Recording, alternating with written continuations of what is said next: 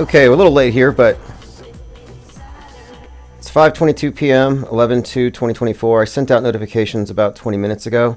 This is Saturn Song by Fepet. This is Infinite Plane Saturnday, so it's open phones. I'm going to turn the phones on right away.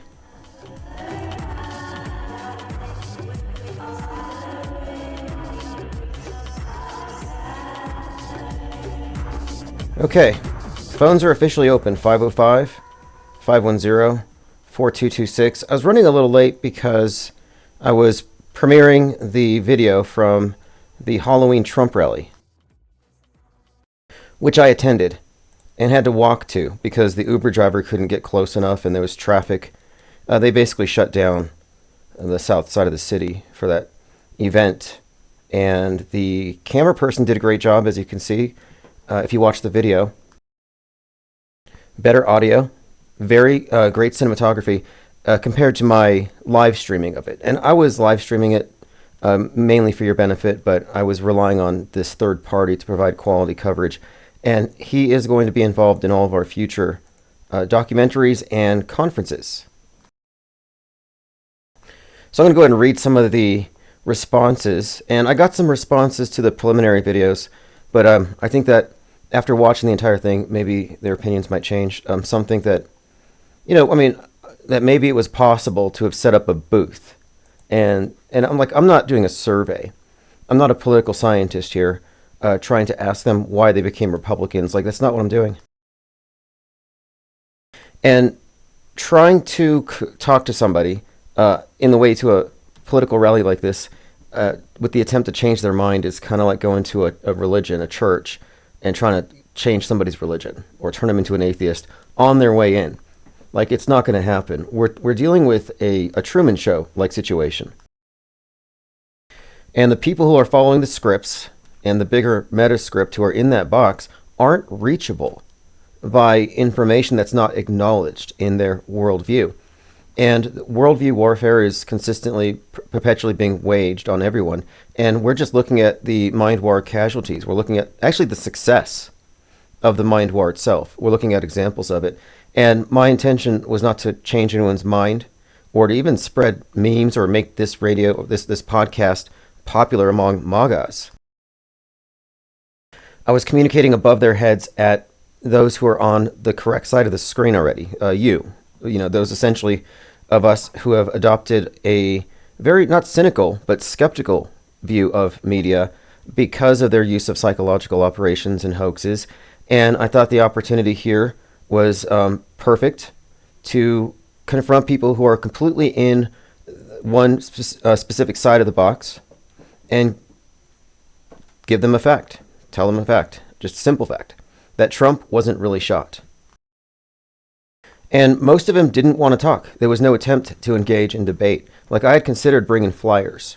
And, like, here's my 10 best reasons why I don't believe it. Nope. When I had the sign up, the instant I brought the sign up, people immediately scurried away. And all it said was, Trump faked it. And the other side said 713 was a hoax. And I think there was one other thing. This is They Lie We See. He said, initial premise great, but walking past him calling him sheeple won't do anything. Next time set up a booth like Crowder and record actual convos. Like, do you really want to sit around and talk to Republicans about their republicanism? That's not what I want to do. I'm not doing a survey. And it kind of reminds me of, when you do booths like this, it reminds me of these Scientology booths. They set up these things at fairs, state fairs, and they want to do a personality test. And if you fail, they're like, oh, you'll make a great Scientologist. It's like, no one's going to the fair to be converted to some weird alien religion. And no one's going to a MAGA rally to be told that everything they know is a hoax. I just don't think that you could even approach it like that. And again, my intention is to send a signal to those who are paying attention. Joined by HLG, Matt X, Bach Precision, Armin Reese says it was a hoax, fake blood. Yep. HLG, Tim is real, I saw it on TV. How many people said that? I saw it on TV. It's like Joe Rogan didn't even see the scar. Cheers, everyone, says Mango Penguins, joined by Kyle, Greg R, Reverse History, Saturnday, Signal Received. Frugal Snowbird, Cup Star, American Father says, great job at the rally, sheep won't let go. No, they won't. There was no expectation on my part that anybody would be even slightly interested in my messaging. But, I found a nice position there where the buses were dropping everyone off, and I managed to, I think, saturate a large number of the people there with the messaging. Ted Stryker, thank you for joining. Watchdog, Chris's wife, HJ206, Inks G. People do equate our skepticism as cynicism. Yeah, they really do. What they're missing is the result of skepticism isn't cynicism. It's actually liberating. It's what the original skeptics called ataraxia, peace of mind. Peace of mind when you remove yourself out of the mind war. Like, I'm not afraid of signs or memes or opposing viewpoints, but you saw how they all scurried, like they were vampires, and I was waving across at them. And it's like, can you at least not refute it? Buzzing Fret says those people were in a daze. Yes. And at least they were just in a daze. I mean, if these were Antifas, it would have been a zombie-like frenzy. Like, I am lucky, I believe, that these were people who were on the right, who are somewhat pacified. Like, if you had any expectations of a civil war, it's not coming from MAGA land, in my opinion. It won't be coming from MAGA ban. There may be a few scattered, isolated wolves, lone wolves, but there's not going to be a widespread MAGA ban insurrection of any kind. Although I have video of some who are preparing for another January 6th. So they're already laying the groundwork for mass disappointment and disbelief. So that's going to be fun. Joined by Messianic Charlatan, Nick Fingar says, maybe the blood on Trump's ear was actually a demon alien attack like Tucker's. Yeah, we were talking about that the other night. Tucker Carlson claiming that a demon mauled him in his sleep, and he sleeps with 4 large dogs and his wife. So there's 16 paws. That's just claws everywhere. How many claws is that? And the idea that his go-to explanation is it was a demon. Maybe it was his mistress. I mean, the least likely thing is that it was an alien, a demon. And he's the one who started this whole thing, that the aliens are really demons. So shouldn't he really say that it was an alien attack? An alien attacked him in his sleep. It didn't probe him. It just roughly scratched his back and left scars. And so he's telling I guess he's a pastor. He's telling the documentary maker, because it's part of a documentary. He's telling him, oh yeah, I got the scars. They're still bleeding. And this guy has no bullshit detector. He's like, oh wow. I'd be like, lift up your shirt, Tucker Carlson. Show me the scars from the alien demon dog. Prove it. And then Alex Jones comes out. Now he's talking about how he's being attacked by poltergeists and demons and always has been. So all of a sudden, this is the new thing. So I guess Tucker kind of out Alex Jones. He went further than InfoWars, going into this paranormal realm, and Jones is trying to catch up. Joined by Lord Laney, Eric Stevens. Thank you for joining. You're welcome to call in. And if you're on any of the newsletters, I just sent out, and also I'm posting it on X, the video from the Trump rally. So oh yeah, that's right. I'm sending it to a couple of channels that have been promoting the idea that the Trump shooting was a hoax. There was Citizen and some other Kamala-related account. It was Kamala Dream. So these 2 accounts have been promoting the idea that the thing was a hoax. So I'm hoping that they'll promote the video.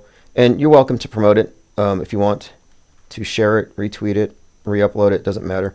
All we're doing is we are raising awareness about the skeptical parallel media and that we don't care about their fragile belief systems. I'm going to basically run roughshod over the world stage in the coming year. I mean, imagine if Truman, in the Truman Show, he's lost, he's believing all the lies, he's totally programmed. Imagine if he had some friends on the outside who had tanks and just broke through the stage and set him free. Like, we're doing people a favor in a lot of ways, even though it's not going to be perceived that way. I mean, in my view, mainstream media is the de facto world state religion. It's a state church. We have a state church. There's no disputing it. They have God constructs. They've updated the terminology, the nomenclature, but It is, for all intents and purposes, the state church. I call it NASAtology, if you want to incorporate the entire space program as a replacement for the heaven program from the more traditional religions. And you'll notice belief on angels and aliens are on partisan lines. It's actually set up that way. So Tucker's side believes in demons, or aliens as demons, and then the other side believes in aliens as evolved humans, benefactors who might come down and save us if we can stamp out our lower impulses and stuff. So it's this other form of transcendental religious faith where you have these higher beings, and aliens are just a repackaged version of angels. Messianic Charlatan says, Tucker's mistress is Venezuelan. The demon attack was his dark alien Chiquita. Oh yeah, probably a Venezuelan taking an American's job, just like they did in Aurora, right? And Aurora has all kinds of fascinating Batman connections. We need to do it just like an entire, we've already covered this so much. There's just so much, it goes so deep. The fictional universes that parallel with the Trump campaign and all these Joker Batman connections are ridiculous. Joined by Diana South. Thank you for joining. It's Saturnday. Oh yeah, the Armor of God meme is being proliferated as well. But let's go ahead and go right into where MAGA land is at. So for anyone who thinks it was inaccurate or, for me to call them sheeple, listen to this. So I just don't think that Trump's going to lose. You think he won last time? Oh, definitely. What happens if he loses? If he loses, we're all going down January 6th. January 6th. So, and they've already set the stage. It's been more or less saturating both sides, really, that it's going to be rigged. And so each side's going to cry foul.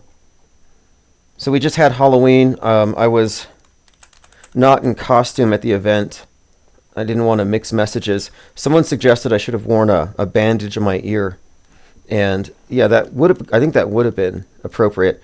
But Kim Kardashian transformed into an albino alligator for Halloween. So if you've seen this is an albino alligator, which happens to have a corresponding Illuminati playing card, which you can play this card at any time to give a +10 power or resistance to any weird group you control. Albino alligators. Kim Kardashian transforms into... So here you go.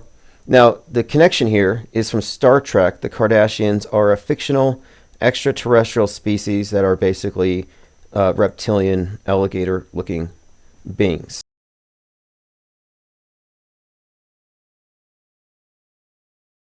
All right, continuing.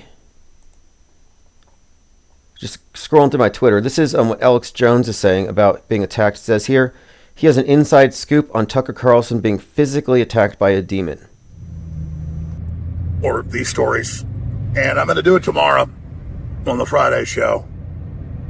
But I was basically inspired to go ahead and do it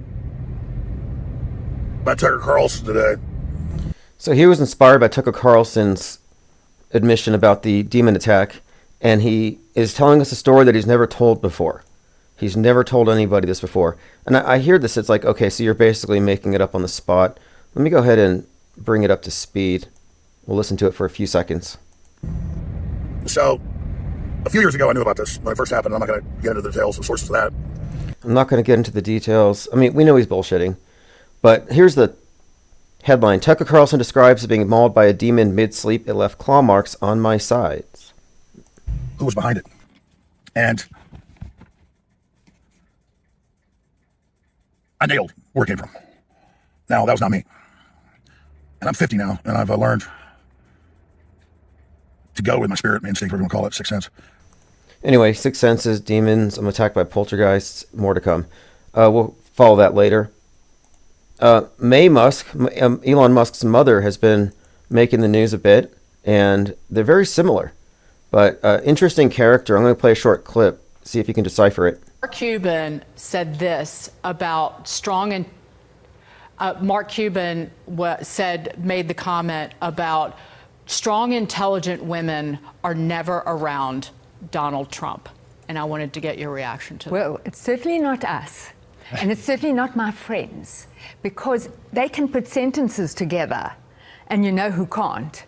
The absurdity of the absurd in the absurdity is absurd. I mean... Of course. Okay, so the absurdity in the absurdity is absurdly absurd. And the other guy says, yeah, of course. I don't know what that means, but that's Elon Musk's mother, very telling. Okay, let's see here. Donald Trump is being very loose with his rhetoric. He's being accused of stochastic terrorism. And he brought up this hypothetical situation where Liz Cheney might have 9 barrels shooting at her. And of course, it's being taken out of context. But obviously, I think these are planted lines meant to go out of context. What is this message? It's unconscionable. I don't know how Republican leaders, many of whom served with Liz Cheney and at one point considered her a colleague and friends, cannot denounce this. It is dangerous. It's escalatory. He's also already called for tribunals against her when he's back as president. It is so unpresidential, reckless, and dangerous, and it needs to be universally condemned. There you have it, universally condemned. So I think they're really building up this chorus of I guess disease X, the rage virus. We need to curtail the memes that can set people off. So I have this take on stochastic terrorism, the idea that just by talking about it, somebody might do it. It's more likely somebody's going to do it. I don't believe that's true. That's kind of based on the idea that we don't have any critical thinking and we can catch mind viruses and then we act upon them as though we have no autonomy. And so I had this critique of the concept the media uses when they say just talking about it's more likely to increase its likelihood. I don't think that's true. And in this case, they're kind of reinforcing this idea. So anything that happens from the MAGA ban will be pinned on Trump and his rhetoric.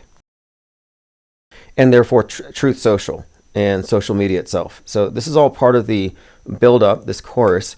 It's a build-up toward what I believe is going to be the lockdown of the internet. They're going to mask your minds, vax your brains, whatever they're going to have to do in order to make the commons safe again. Because it'll be polluted with so much mind junk from X, disease X.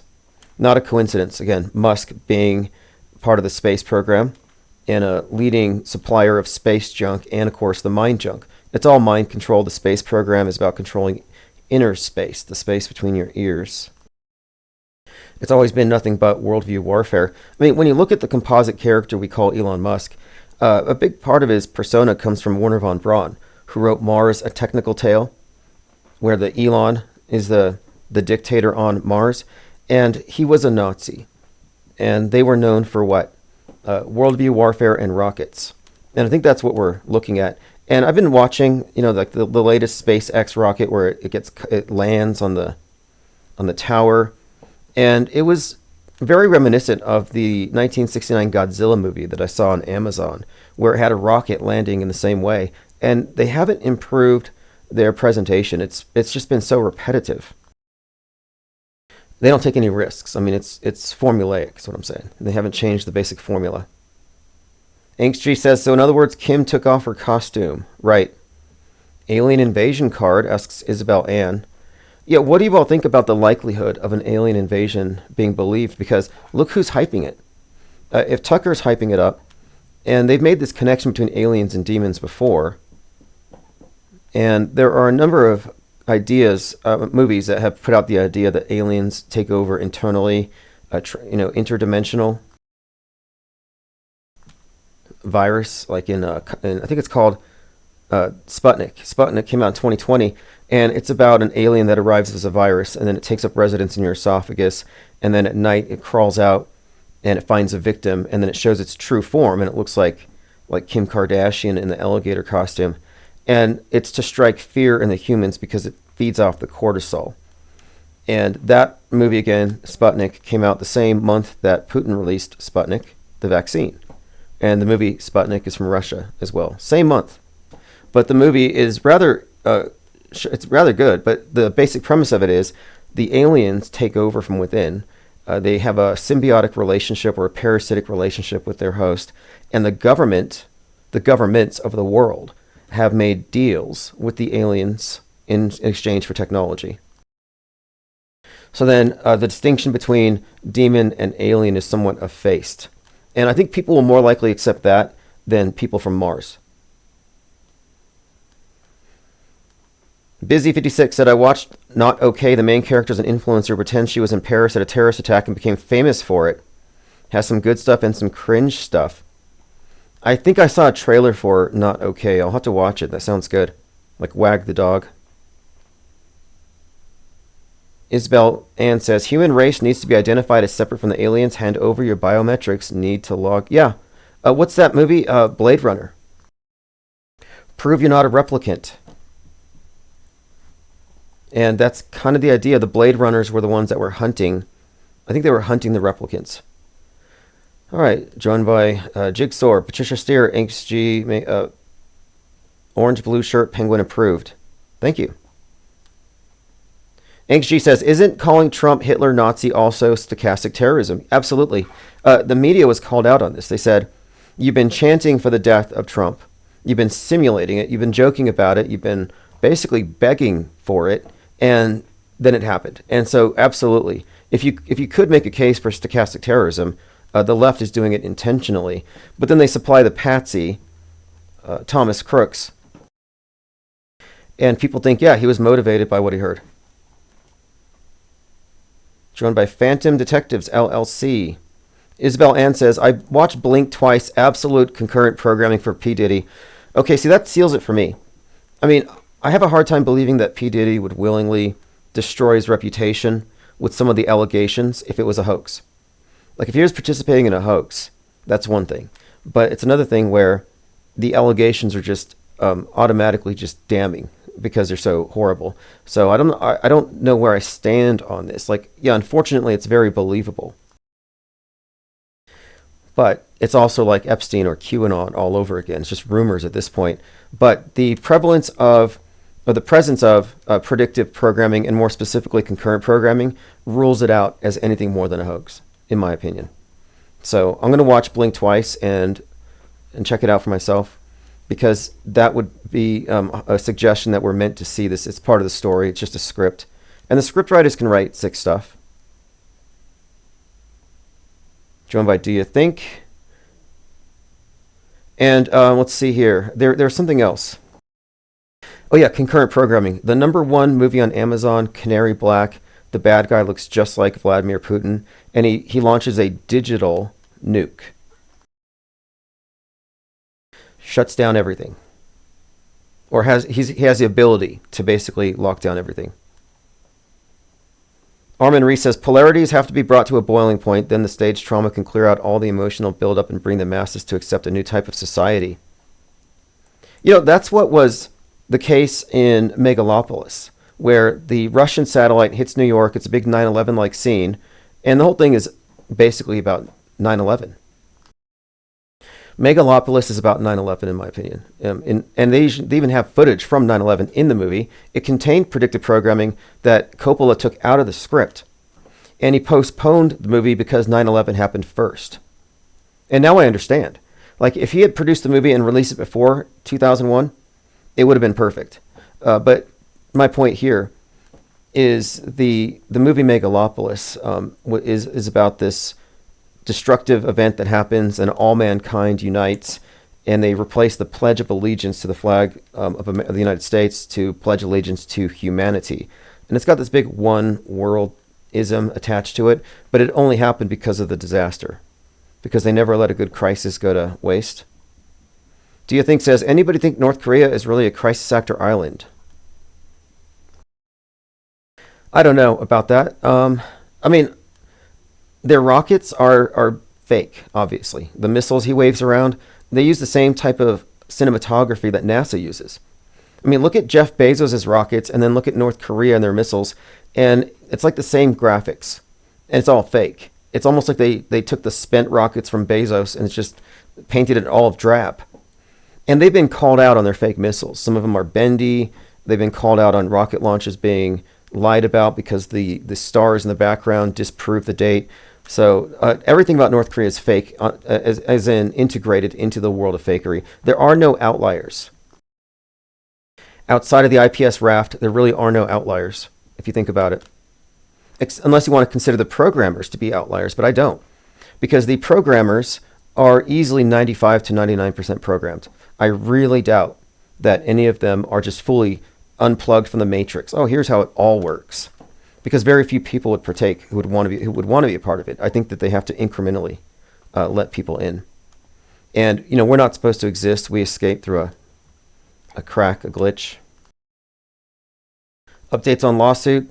Yeah, I was thinking about that. I might record a private podcast or for members who support the channel. I don't know if I should be broadcasting my legal stratagem over this because they are they're really well funded, and I'm dealing with something that should actually be criminal, but there are a few things I'm awaiting. For example, I have a FOIA request with the FBI. I want to find out if they ever really looked into Goldfinch and how far, and if it was stopped. So I'm waiting on that. And then he's going to be doxxed in the Hunter Biden versus Garrett Ziegler case very soon in the discovery process, which is why he's hiding in New Zealand. But it's a very complicated thing. Not really complicated, but like I could talk about it all day, and I don't mind. But it's kind of off topic at this point, but it's all moving forward according to plan, more or less. It's been consistently 2 steps forward, 1 step back, but I think that's how it always works. And they're not going to wear me out if that's their strategy. I have a confession. I have a person explaining the methodology. I have the headers. I have evidence of a serious crime, a felonious identity theft. So to me, it's just a process. It's just a matter of paperwork. But we've already won in that sense. Zoe Kravitz wrote and directed it. I thought the same, says Isabel Ann. If this movie's released now, it's to reinforce the P. Diddy story, true or fake. Well, there's a lot of fan fiction enhancing it. Like there are people making up with AI phone calls with P. Diddy talking about ordering pizza. And the QAnoners are sharing it. And they're saying, hey, look, it leaked. When he says pizza, he means children. So it's insane. And then the QAnoners are saying baby oil. Apparently, there's a lot of baby oil at his parties. Is actually symbolic, or it's I guess it represents, I think they said, adrenochrome from babies. I don't believe any of it. But, this kind of reminds me of something else, too. I got to look into this thing a bit more. Like the stories of the Black Mass, where they said, oh, the witches will sacrifice babies and boil their fat and make candles out of it. It's similar to that. So I think it might be entirely contrived. But I'll do a private podcast on the lawsuit, but then I'm just, in a way, it's kind of like, no, I wasn't able to, I don't have a lot of free time. And anytime I'm in here in the studio, it's like to the second. I get as much work as I can. And I wasn't able to send any podcasts. I just became, like, if I had done that, it would have compromised the mission. I had to put everything into the coordinating with the new cinematographer, meeting him at a political rally where we had to walk 3 miles to get in. And the whole thing was just inaccessible and inconvenient, and no complaints. I mean, we made it work. I'm just glad that he was a good sport about it, because a lot of people might have said, well, I don't want to, walk 3 miles uphill. But that's why we pay. That's why I paid. I want to make sure that the people we hire know that we respect their expertise and don't waste their time. So, but I plan to work with them again in the future. But anyway, I was so focused on that, I've been behind on everything else, and I plan to catch up. But as far as a private podcast on the lawsuit, again, the basic facts of it are the stalker that works for the White House press corps, who is part of it, had malappropriated the copyrights over my podcast by lying to YouTube's legal department, and he confessed in an email, and he sent it to me by accident. I fished it. So we know the basic facts. That's basically what happened.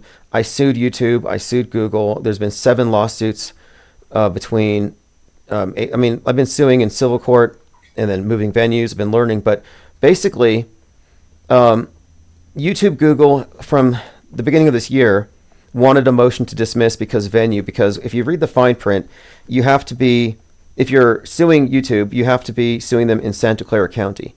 And I said, well, I'm not suing as a YouTube user, so that fine print doesn't matter to me. I'm suing as someone who is targeted by a stalker using YouTube as a way to get to me.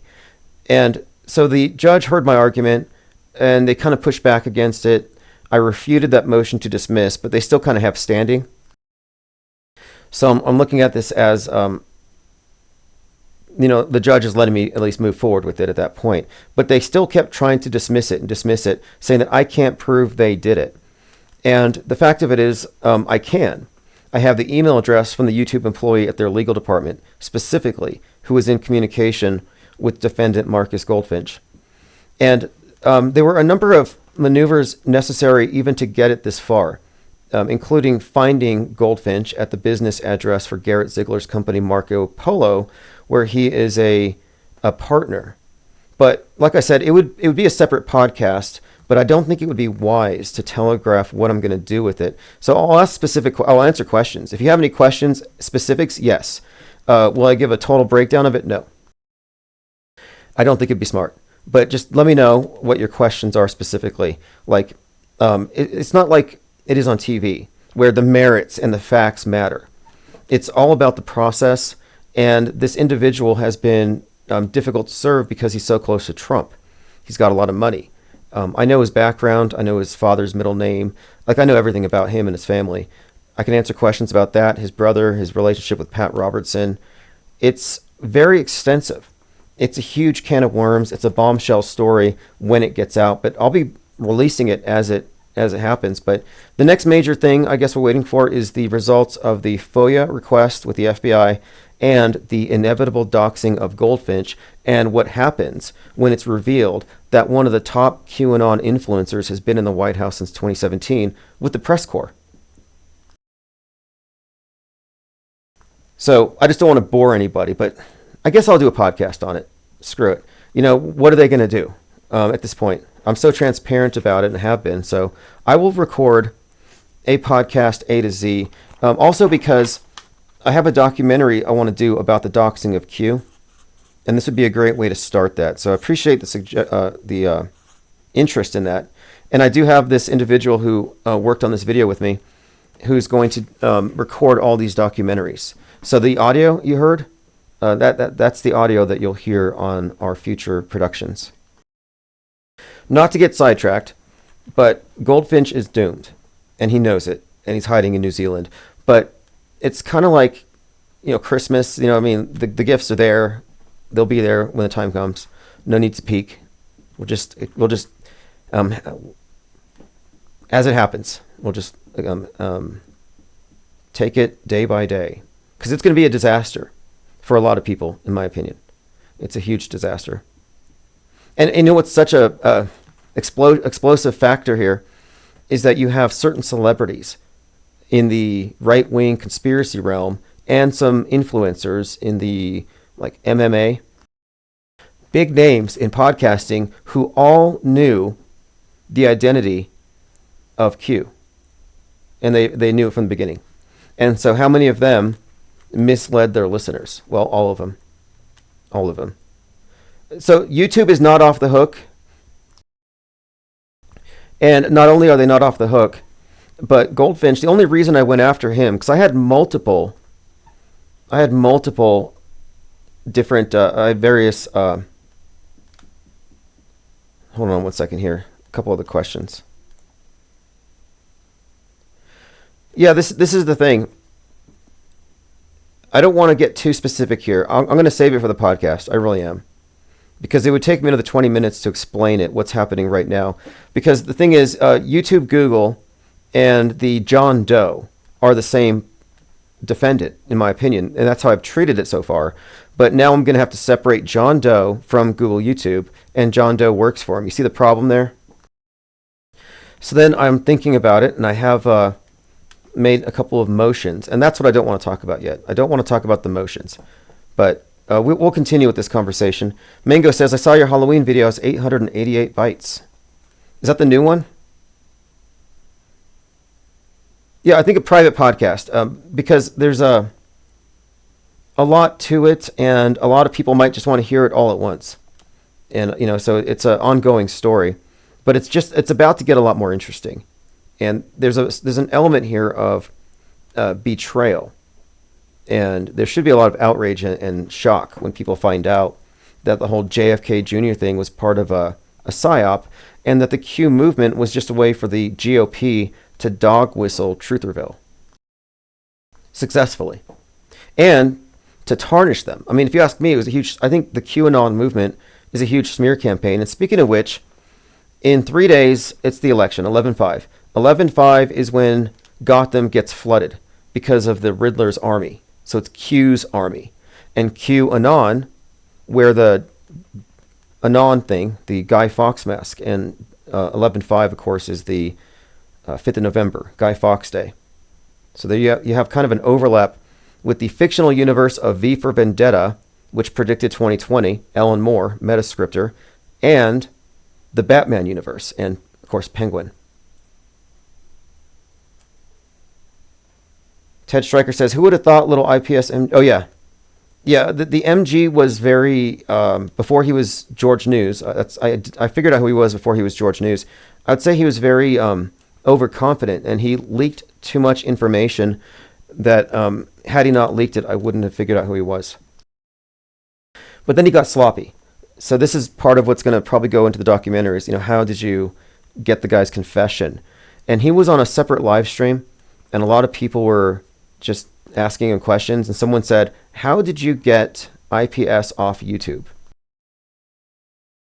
And at the time, we were heavily promoting Mad Mike Hughes, and he was going, mega viral. And I saw this person asking the question, and Goldfinch said, send me an email, and I'll forward you all the emails I sent to YouTube. He actually said he was going to do this. So I made up an email address matching that guy's name, and I sent Goldfinch an email. And I said, hey, how'd you get that terrible Satanist IPS off of YouTube? I hate that guy. And he wrote me back. And he sent me 5 emails. And I learned quite a bit. I actually learned that he had 2 spies on my Discord server, screen capturing everything. He had communicated with family members. He was a stalker at that point. But at that time, he also sent me all the emails he sent to YouTube's legal department where he claimed he was me. And he explained how he did it, how he asserted copyrights and trademarks, and how he was able to keep the IPS off YouTube for about 2 years straight, if you recall. You may not know this, but this YouTube channel you're listening on is our 159th channel. Like, that's how many channels he deleted. And we didn't stop, obviously. And I have, of course, in my lawsuit, every one of these false DMCA takedowns included as part of a harassment stalking campaign. Like, he is going to pay for all this stuff. Okay, let's go ahead and continue. Yeah, so I fished a confessional that's a damning evidence of malicious intent. And that's another part. When you look at what constitutes fraud, there's like a number of things you have to check off. And there has to be the intention of gain. The intention to defraud involves, of course, malice. So was he aware? Was this an intentional act? And so I have evidence of malice. And this also applies to all of the web domains he bought to steal traffic. So he would buy infiniteplainsociety.org, .net. He'd buy all these domains and then steer traffic away from us. And he explained how he did that, which is an admission to malice when it comes to cyber squatting. And separate from my lawsuit versus YouTube Google, I have a anti-cyber squatting Consumer Protection Act suit that it's just a damage complaint. There's no trial. I already have the evidence. I just need to serve it and have it collected. So that's something else that's waiting for his doxing. So there's quite a lot. Again, I could talk about this all day, but I would rather keep the lawsuit stuff separate because I think most people don't actually care. But they will when it gets interesting, and it should be getting interesting in the next few months. Okay, let's go through the notes here. Frank Murr posted this. I didn't catch it in the Joker movie. All right, Denise, you're on the air. Thank you for taking my call. Enough is enough. Enough is enough in the Joker movie. Again, enough is enough is a reference to the Illuminati playing card with a sniper and the bullet whizzing by what appears to be Trump's face. So that's probably not a coincidence. Messianic Charlatan wrote me this. This pertains to Napoleon having, that's right, November the 9th. So let me pull that up first. I think it was, there's some kind of a coup with Napoleon on November the 9th. And he said, I wonder if Trump will stage something on 11/9. And he also mentions that Napoleon's brother Lucien had 6 toes on each foot like a Kardashian. Which made me think about how Joaquin Phoenix plays Napoleon. And in The Village, he plays Lucien. These are just random connections, but I'm sure there's something more to it. Joaquin Phoenix is one of these actors who is consistently used to convey certain archetypes. A lot of Christ stuff, a lot of Christ typology with him. Even with the Joker movie, both Joker movies, they had aspects of that. And what do they call it? The Glasgow smile, when they smear the blood on their cheeks. And at the end of the Joker 1 movie, he gives himself stigmata with blood on his hands, and he gives himself the smile, puts his arms out like Christ when he raises from the apparent dead, when he's in the back of the cop car. And then in Joker 2, he's stripped down, reminiscent of Jesus on the way to the cross, and then he's kind of martyred, more or less. Okay, phones are open, 505-510-4226. Yeah, one more thing about phishing. Think about QAnon and how he, this whole anonymous hacker thing. And what got him doxxed wasn't a failure to adhere to, VPN or, just basically data security. It was falling for human engineering. He was phished. And I learned how to fish when I was a telemarketer.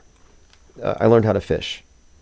And he was a little too quick to put incriminating evidence out there on a file. So the evidence, to me, should automatically have sealed it as a victory for me. But again, it's an arduous process. But I think that the end of it will be in my favor, even if I have to add John Doe and try to, in some way, drag Google back into it. But Goldfinch has the money. That's my other point. Before he doxed himself, before he inadvertently doxed himself, he admitted that he was part of a board of directors at Abbott Laboratories. No, it was at EAS Myoplex, who was purchased by Abbott Laboratories. And that purchase was $320 million, and he was part of that deal. And I looked into his family, I saw the yachts. I basically realized, okay, this is very collectible. Not to mention what he openly bragged about. He bragged, and I'm not going to say it all here, but it'll come out in the podcast, about the various celebrity friends he's partied with, and I do have ways of corroborating this with his various social media postings. Ted Stryker says, do the Kardashians really have 6 toes? I think that was AI or something. Oh, that's right. That's another angle. Chris's wife says, Joaquin Phoenix grew up in a cult.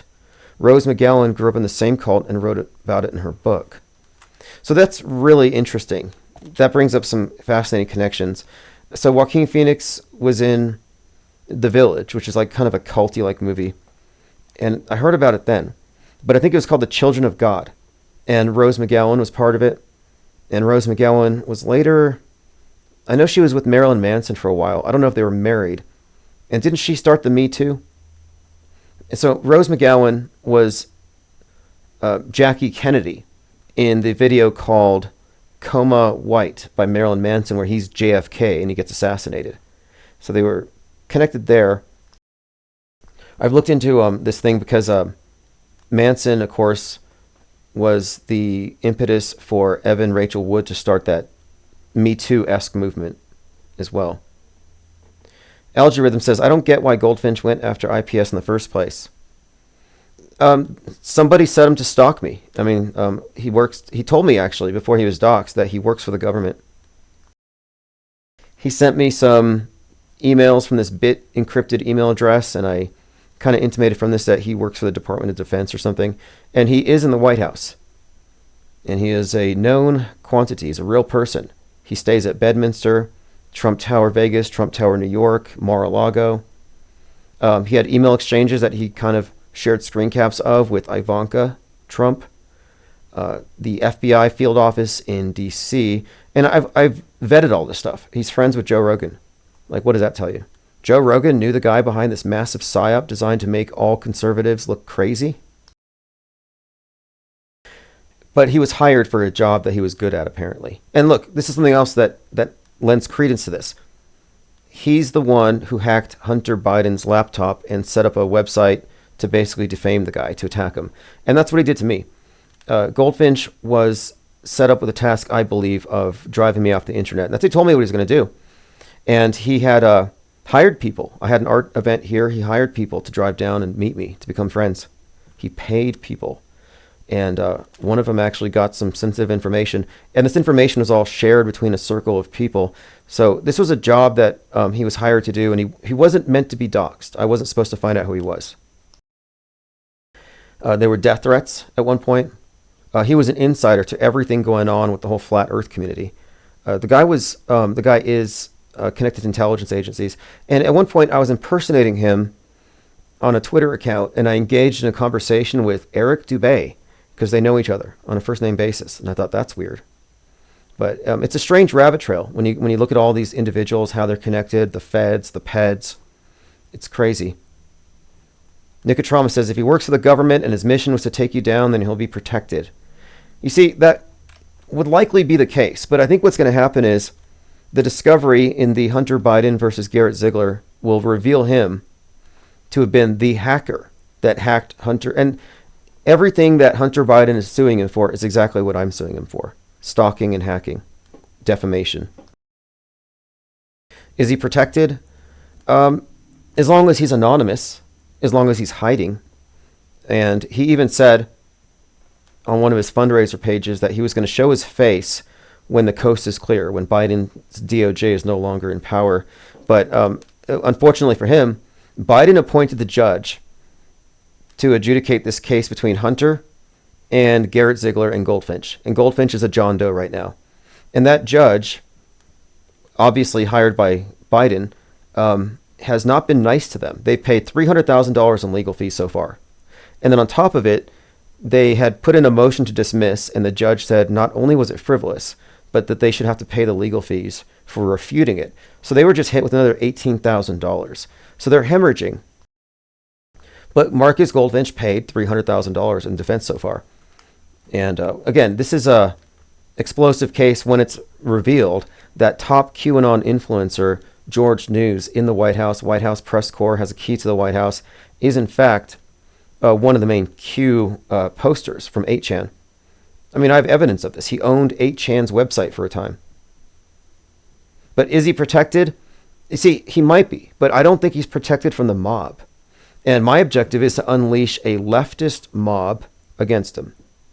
Anybody on the side of Biden, anybody anti-MAGA, will want to go after him as a proxy for hitting Trump, because this is somebody who was close to Trump. And I got Ziegler, Garrett Ziegler, before he was ordered to stop talking to me. I got him to admit that these two were friends and that they worked together in the Trump White House. Mango says, why do they got to threaten your life when you're only exposing the greatest deception on earth? Well, I think they have operatives that are out there to do what this person was doing. I mean, it didn't work. In fact, if he had left me alone, I might have found something else to do. But he burned a lot of bridges. In fact, he called some employers, and I realized, okay, well, I really don't have an option. And he did say it was a game. He said destroying me. He said he does this for a living, but destroying me is a game to him. So it's a game. That's how I'm looking at it. It's nothing personal. And he lost. In my opinion, he lost. He lost when he became compromised. He can no longer show himself in public, because there's a couple huge mobs waiting to get him. The leftist mobs that are ready, and they will see it as red meat. But then the MAGAs, the QAnoners, all those people who've been deceived and grifted on and dragged into shitcoin Ponzi schemes, all that hopium, all these hopium junkies, they're going to want to see this individual burn as well. So I can get like this bipartisan mob to go after him.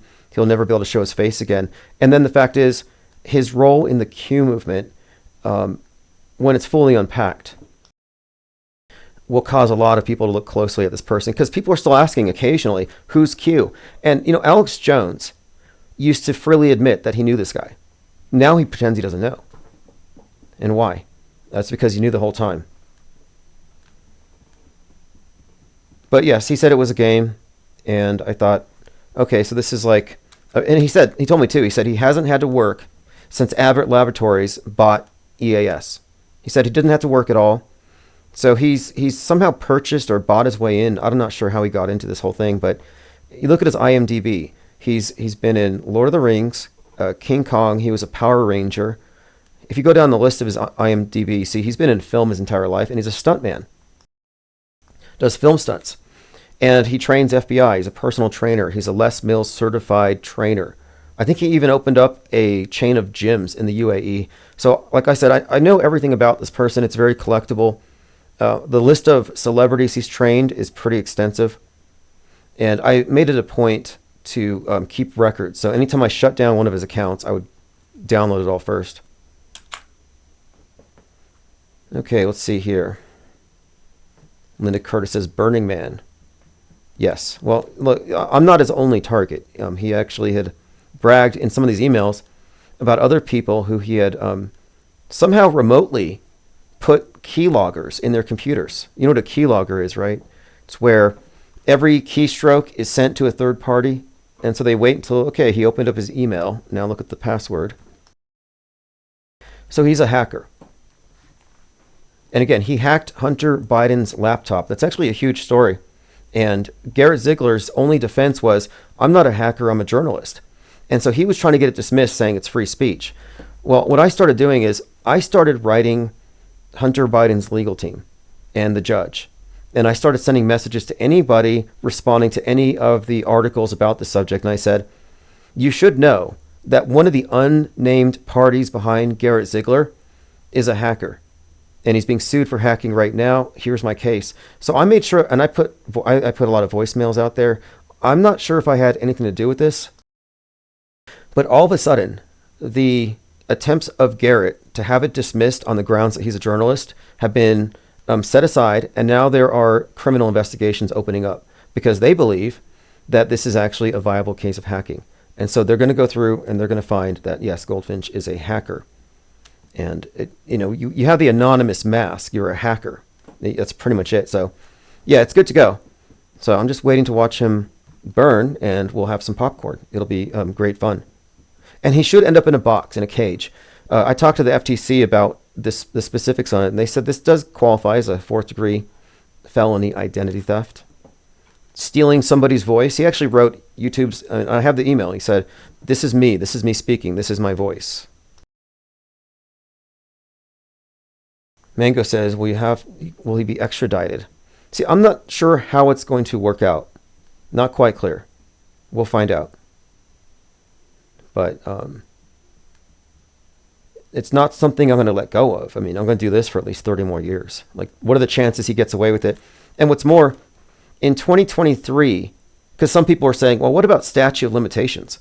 Well, at the end of 2023, he hacked into my Kickstarter and my Gravatar, my WordPress, my Vimeo, and he attempted to access my Patreon. And I sent every one of those companies customer service a copy of my lawsuit. I explained what was happening, and I got some information. But what I figured out is that, yeah, he attempted and succeeded in actually defacing even one of my Kickstarter pages. So anyway, my point of it is I have plenty of evidence. It's not like he stopped necessarily. I mean, stupidly, he just kept on going at this. Like, he already lost. He's a sore loser at this point. Okay, let's see here. Ahead of Election Day, officials prepare for protests and possible violence. USA Today appears to be advocating for and inciting violence, advocating civil war conditions. This is common. Ivan Raiklin, former Green Beret, retired Army Reserve Lieutenant Colonel, said Monday, Americans should be planning to descend on states and counties where they do not finish the election count by midnight on 11/5 to document. So in the Batman series and Penguin, it is on 11/5 that the Riddler's armies flood the polls. And again, the movie came out in 2022. The GOP midterms, flood the polls, was kind of their slogan. But this individual here, who has often said that it'd be great if Trump would be assassinated, that it would mobilize them to go take revenge. They have kill lists. He's been on InfoWars, Ivan Raiklin. Well, Ivan Raiklin is basically saying, do what they did in Batman on Election Day. Flood the polls.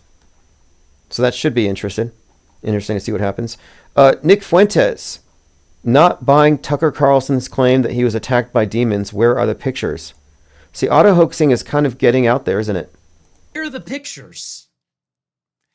If you wake up with blood drawn and scratch marks up and down your side, you wouldn't take pictures of that? That's ridiculous. Of course you would take pictures. If you got lifted up into the air by a poltergeist and thrown against the... You get the point. Low standards of evidence, lack of a bullshit detector, no skepticism, faith in media pundits. This is a new low. I don't know how far this is going to go, but are people believing this? I had 4 claw marks on either side underneath my arms and my left shoulder. They're bleeding, he said. Again, if you're not familiar with this, Tucker Carlson claims that he was physically attacked and mauled by a demon, and it's called, I think it's called Christianity'sMovie.com. It's some kind of documentary, but yes, he's saying he was physically attacked by a demon, and now Alex Jones is making similar claims. In my bed at night, and I got attacked while I was asleep with my wife and 4 dogs in the bed and mauled. Okay, 4 dogs. Sherlock Holmes, what would he say? Really, you got 4 dogs in the bed. Mango says, are all the bars closed throughout the nation on Election Day? Interesting. Salty Siren says, my ex said a demon attacked him the first night I met him. He scratched his own back and showed me scratch marks. Complete psycho. Red flags everywhere. Never again. Yeah, those are some red flags. Wow. Yeah, and in Tucker's case, the picture thing, great point there. Like a picture would reveal, was it a dog? Were these human claw marks? Uki says, Fuentes needs... Well, Nick Fuentes is a Poe.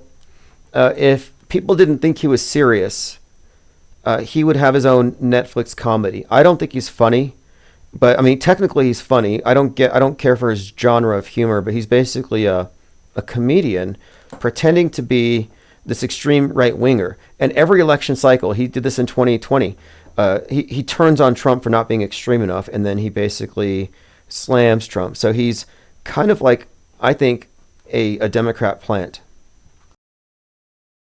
Kevin says, sounds like Tucker had an affair. Speaking of Tucker, in the Batman movie, you have the Riddler, who sends his online armies to go commit terrorist attacks. In real life, you have the Riddler on TV, Tucker Carlson. He does laugh like the Riddler. But Tucker is credited with inspiring mass shooters, like the guy who shot up the Buffalo supermarket. And they're saying Tucker sent the shooter. Well, it turns out that the Riddler's weapon is a Tucker. The thing he holds at the very beginning, he uses it to kill the mayor. It's called a Tucker. It's like for carpet tucking. But yeah, so the Tucker and the Riddler, and of course the Riddler sends the terrorists, and Tucker sends the terrorists. This is another example of the Batman universe overlapping. Like, we live in Gotham. I say we live in the Disney universe, Planet Netflix, and the city of Gotham. If you really want to get into the overlapping fictional universes. Nicotrama says, 1 dog in bed is gross, 4 is a garbage pit. Well, yeah, I was thinking about that too. Like, if you had 4 dogs and a wife in your bed, the odds are, if you roll over, you're going to roll on a dog, and what's the dog going to do? It's going to claw its way out. That would have been my go-to. But he says it's a demon, but then he also said that demons are aliens, or aliens are demons. So Tucker got scratched by an alien. That's the only logical explanation. Okay, let's see here. We'll move past that for a minute. It's going to get deeper as Alex Jones starts adding onto that pile. Can't wait. FBI put out a statement. The FBI is aware of videos falsely claiming to be from the FBI relating to election security. The FBI is working closely with law enforcement partners to respond to election threats. Attempts to deceive the public with false content about FBI operations undermines our democratic process. We encourage everyone to seek election and voting information from reliable sources. Anyway, the FBI is aware of people using videos to mislead people, which is their primary duty, is creating psyops to mislead people, but they have a monopoly on it. The worldview monopoly and the monopolists are the only ones allowed to deceive the public. You can't do it on your own. You're not licensed to do that. Okay, let's see here. Well, Alex Jones, let's go and play this. He asks if there's going to be a worldwide record of reports of poltergeist attacks. Just going to play a few seconds. Again, he just suddenly remembered that he believes in poltergeists and demons after Tucker started it. Kind of like how one right-winger gets swatted. First it was Tim Pool, and then MTG, and then Steve Bannon. They all get swatted. And then Trump gets arrested. Then Bannon gets arrested. Now it's being attacked by demons or ghosts or aliens. But now that's the next thing. It's like a trend. It's the current thing. Okay, it's not playing. Anyway, he talked about a poltergeist. He said it looked like Laura Loomer. Did you see what The Atlantic wrote about her? It's terrible. And I don't feel bad for any of these individuals because they're all part of the Psywar. But The Atlantic talked about how she had grafted herself onto the Trump campaign and they were trying to get rid of her. And Trump's like, keep her in the back of the plane. You know, and then they show him some of her tweets and he's kind of appalled by some of them. And anyway, it got pretty brutal, you know, because she had this apparent, you know, one moment media saying that they're in love. Like that explains why Melania is not there. It's Laura Loomer. And now they're talking about how Trump actually rejected her. Very cold. Diana South says, Tucker got scratches from us paper mache-aliens. Yeah, they were paper cuts. Got paper cuts from the paper mache-aliens. Where was that at? Was it in Mexico? Yeah, that's right. Extraterrestrials return to Mexico's Congress. So whenever I say paper mache-alien, we're talking about these. And if people are, I mean, to me, it looks edible. It looks like some kind of like a shaped cake. Like, looks like icing. This is a sample from a collection of extraterrestrial bodies. I like its face. I mean, this is obviously just clay. But this was taken to Congress, and they all believed it. A lot of people want to believe so bad. This constitutes evidence. So someone had asked earlier, is it time to play the alien invasion card? Sadly, if they do, we're outnumbered. We're outnumbered 1,000,000 to 1 by people who will believe even the worst special effects. Do you remember the alien in Vegas? Same thing with like Tucker's demon scratches. This family says there's a 12-foot tall alien in our backyard. They're talking to the police. And the police show up and it's gone. Yet, nobody bothered to take a picture of the 12-foot tall alien. No, they were using their phone to call the police. Like the police can do anything about aliens. And again, just another thing. Where's the pictures? Uki says he's kind of cute. Yeah, I kind of like it. It's like E.T. It's kind of an E.T. knockoff. But, I mean, this is not even like a realistic anatomical specimen. They didn't even try. It's actually pretty pathetic. Mummified aliens unveiled to Mexican Congress. Yeah, let's move on from that.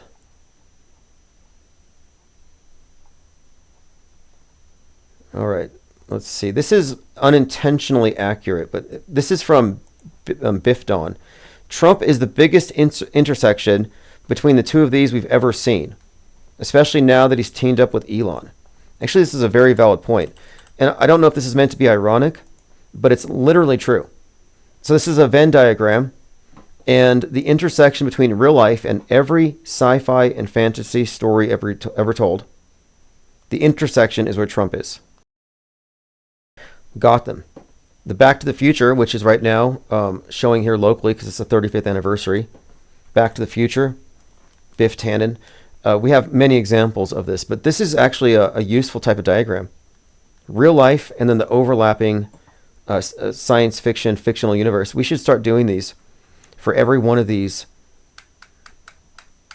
Major League psyops. These diagrams are really useful, actually. Travis McLeod says, alien invasion card would be so much fun. Now, my take on it is that aliens are fake, and that the hype about aliens was just a way of tapping into people's sense of insecurity, like xenophobia, fear of the other. And then society is split down those who embrace the other and those who want to build a wall. And it pertains to aliens, both extraterrestrial and terrestrial migrants. And the attitudes are split down the middle. A right wing thinks aliens are demons, and they think illegal aliens are demons. And the left is like open borders, and we want to believe in aliens because it's our religion of scientism. It's a perfect split down the middle, not a coincidence. So the left will embrace the aliens, and the right will want to attack them. They'll come out with their MAGA trucks, their Trump flags, and their shotguns. And I think this is absolutely how it would work. Because if you think about it, all of the pundits on the right are describing aliens as being demons, and they're working with who? The government. The aliens have made deals with government. So again, it's split on the left because the left loves the government, they love the aliens. The right hates the government, hate the aliens. And a literalist says the space aliens will eat your pets.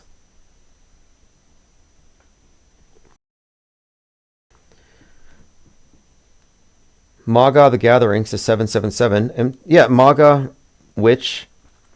In fact, there's an account I follow on Twitter. 777 is 666. And he said that MAGA means fifth degree Satanist. And the Church of Satan actually responded to him. And they said it's not a rank. It's an honorary title. So you don't have to go through the degrees. There's no system. You can just become MAGA. I did see some MAGAs in trash bags and orange vests. I didn't get to interact with many of them. And by the way, I did send out the latest video, the auto hoaxer at the Trump rally, and I posted it on X. And hopefully it gets shared by those who can make something happen with it. So if you haven't seen it, it's about 13 minutes. I try to keep it concise, not just standing around, but I kind of, like I said, I want to make sure that we made the point. And the point wasn't to convince anybody. You know, my point was really just to show the box, the people of the screen. And this is MSM turf anyway. You're not going to get anywhere reaching people who are mainstream mediated. Maybe at a conspiracy conference, MSM Plus, yes, they're reachable. But I was just pointing out that, no, these boxes are real. That you cannot reach people who are in the mainstream box if you're from the off-world stage perspective. Nebulous07 has IPR commented on the squirrel murder in New York. I saw the sad story. I'll have to look into it. The fact that it went viral, maybe it means something. If you want to call in, my number is on the screen. But yeah, so I saw this story, and it was basically some influencer had a squirrel, and the city seized it and killed it. A squirrel influencer euthanized in New York. Peanut the squirrel.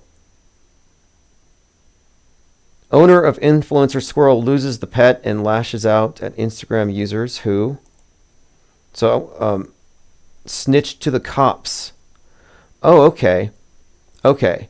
So he was an influencer, the owner of a squirrel influencer, Peanut, and somebody contacted the state authorities, and they seized his pet and they killed it. Terrible if true. Is this a crisis acting squirrel? That apron looks kind of masony.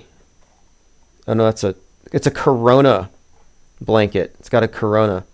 I'm leaning towards, I'm auto hoaxing this. I think it's fake. It's believable. I don't know. Nebulous, you brought it up. What's your take? Is the squirrel alive on Crisis Actor Island, hanging out with Derek Chauvin and George Floyd and grown-up Sandy Hook kids? I mean, what's your take on it? It looks fake to me. It looks like a current thing. It's not unbelievable, though. I mean, if true. But the corona thing, come on, the squirrel's wearing a corona blanket. That's just so loaded, that's got to be a hoax. 713 was a hoax. This is one of my signs. Actually, it's two signs wrapped into one. I folded it so I could sneak in inconspicuously. Trump faked it, and 713 was a hoax. I'm actually going to put that on the wall behind me tonight. I was going to possibly auction it off, but I think I'm going to keep it here. Reverse History says that's a George Floyd-esque corona drinking crisis acting squirrel. Agreed. Matrix Man says hoax. Euthanasia, nice touch, says Diana South. Yeah, I'm really leaning towards the squirrel's not dead. That is some kind of a hoax, but I'll have to look into it. There's got to be some other red flags or indicators. I mean, it is just like people to call in and snitch, by the way. I mean, how many of you recall back in 2020 when various cities had to shut down their 9/11 for anything but emergencies, and they had to set up a 3/11 for people to report on their neighbors for coughing? So people were reporting on their neighbors for coughing, thinking, oh, my neighbor's coughing. I'm going to call the CDC and have them taken out and quarantined. And there were so many people calling that they shut down the lines. And this was everywhere. I mean, there are so many examples of people taking advantage of any kind of power to just report on their neighbors. There was this one leaked file of all these so-called anonymous, they're supposed to be anonymous reports. And one woman was even snitching on her husband for leaving the house. But it's pretty widespread. So I find it believable.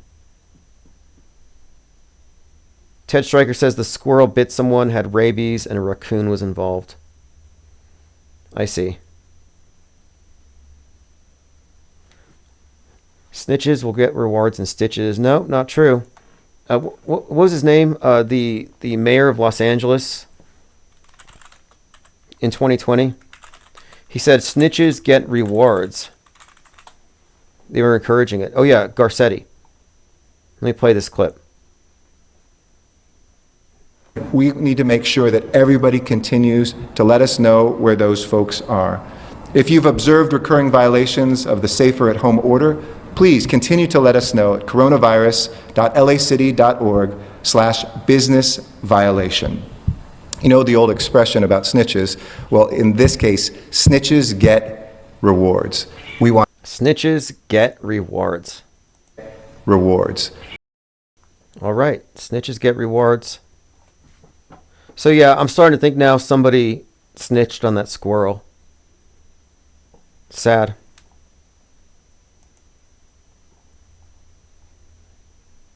Okay, so I'm not going to play that. I'm not going to read that about Laura Loomer, but it's pretty bad.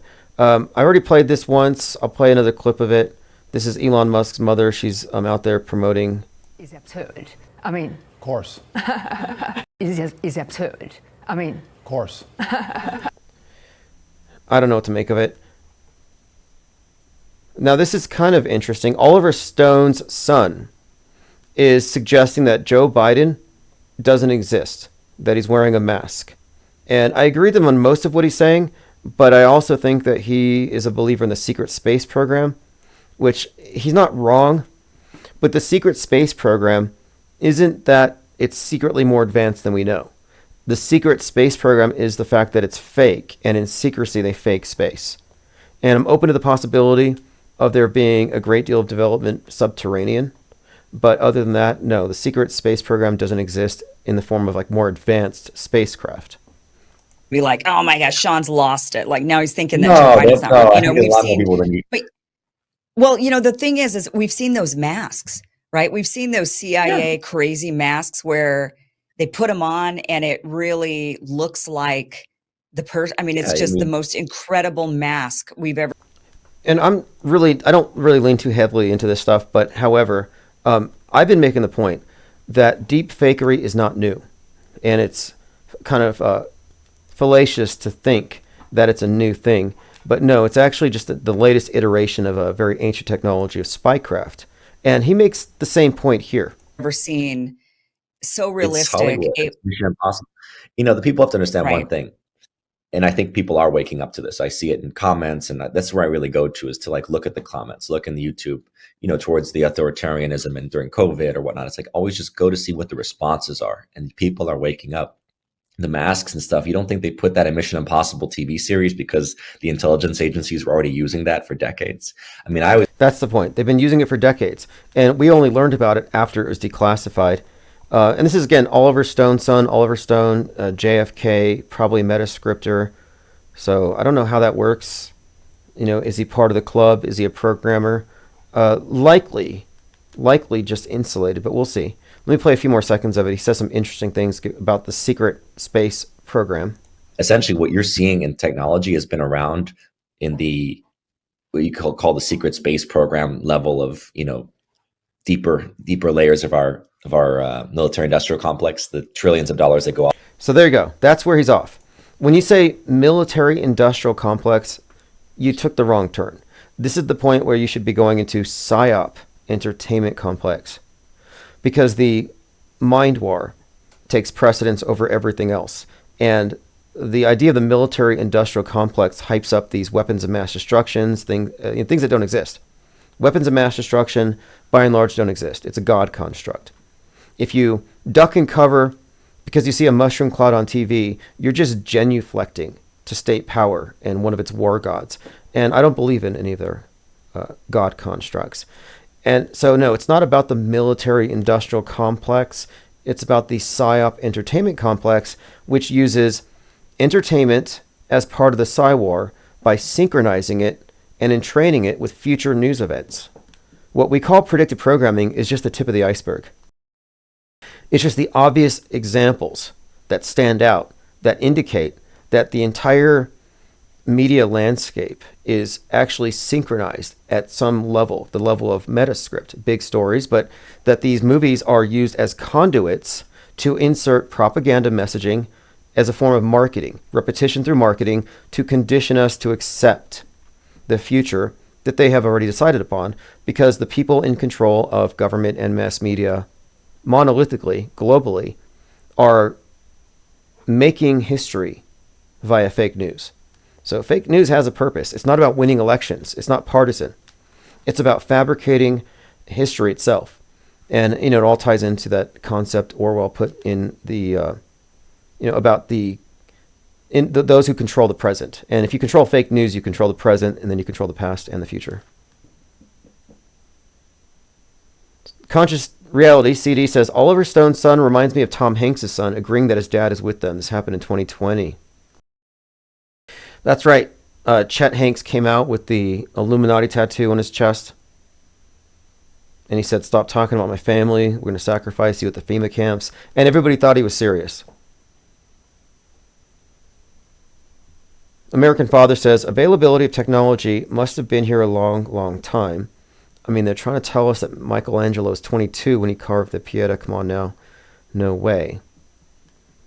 When it comes to advanced technology, I think it's more likely that a lot of what we think of like secret space program, it really is just a cover for stuff that they're in specifically the secret space program. It's not about spacecraft that are far beyond like the space shuttle and everything else, but rather it's about the fact that they're faking space.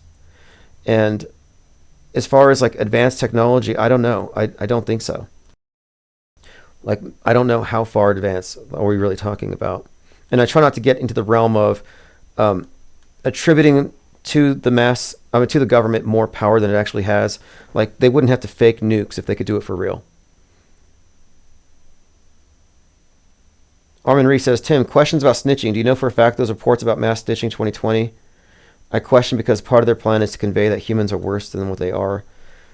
It was kind of a ubiquitous thing. It was a problem in a number of places, and I can show you the reports, but it was basically, I'll put California.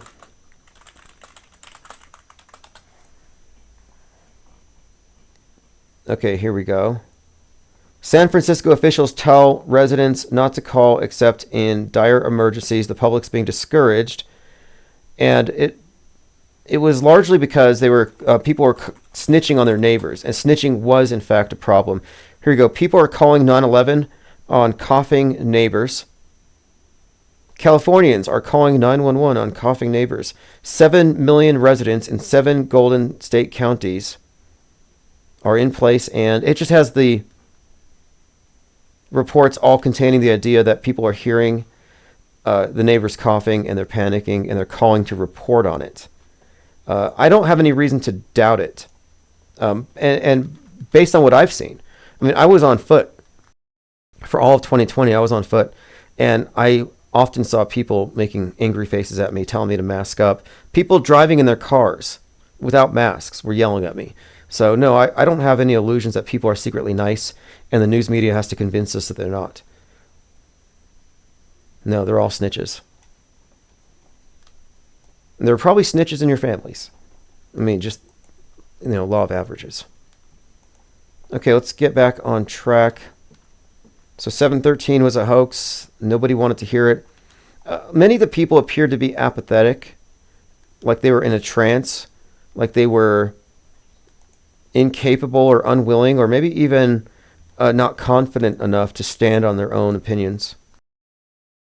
Yeah, that's right. In a literalist, the cough was it was COVID Akbar, and like at you sneeze and everybody just jumped on the ground like you screamed, Allah Akbar, like you're a suicide bomber. People were in panic mode, and this was really the story in Hot Skull, where if somebody walked into a store without headphones on, without earplugs in, talking, people would run and panic, and the movie was just about how people were in a panic about catching the mind viruses. But in 2020, we saw a lot of absurd behavior. I mean, it was like in our face. It was impossible to not take part in it, to see it every day. And so the idea that Californians would be snitching on their neighbors, that doesn't shock me at all.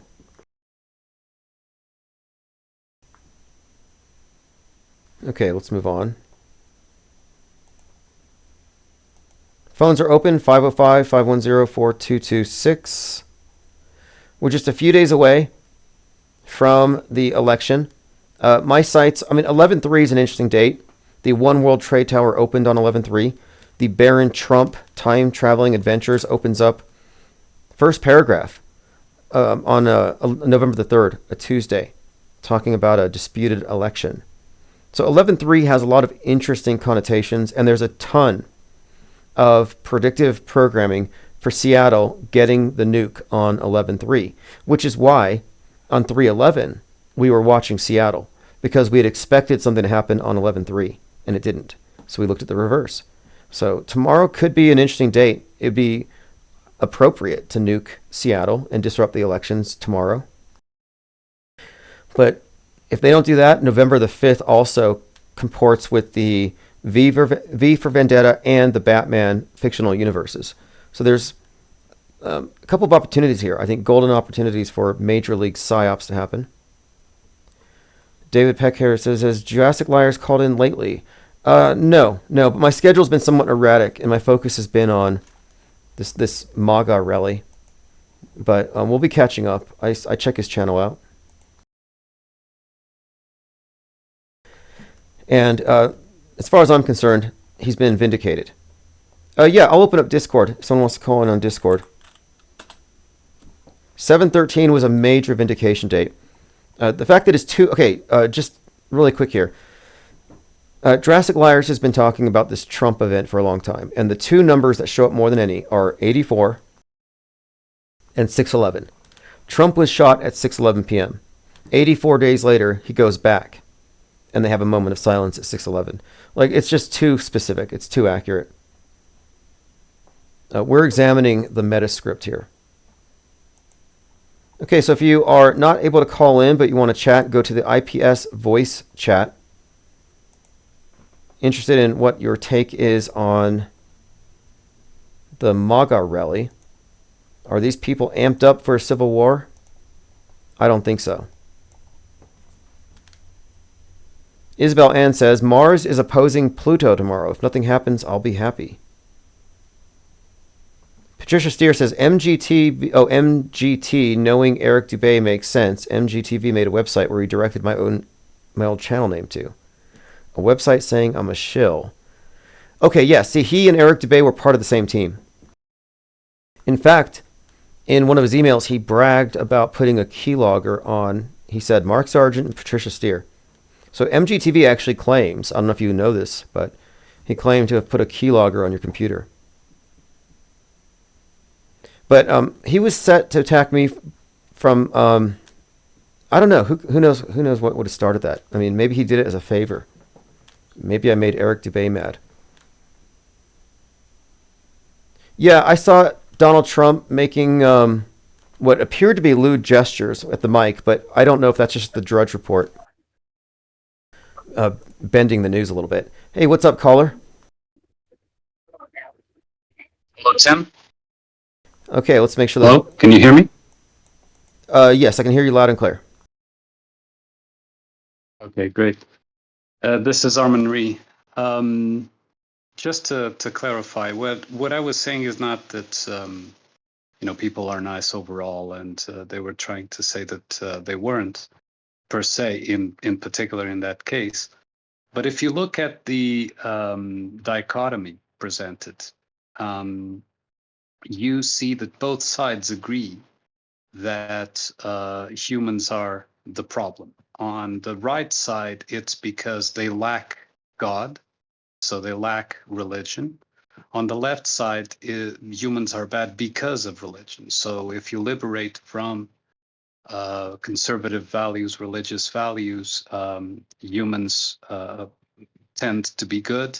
On the right side, if you embrace religion, then humans tend to be good as well, right? So they both see and they both agree with the central premise that humans are the problem per se. And I've been observing that that is part of the central issue that is propagandized by the system, by the mainstream media, whatever you want to call it, right?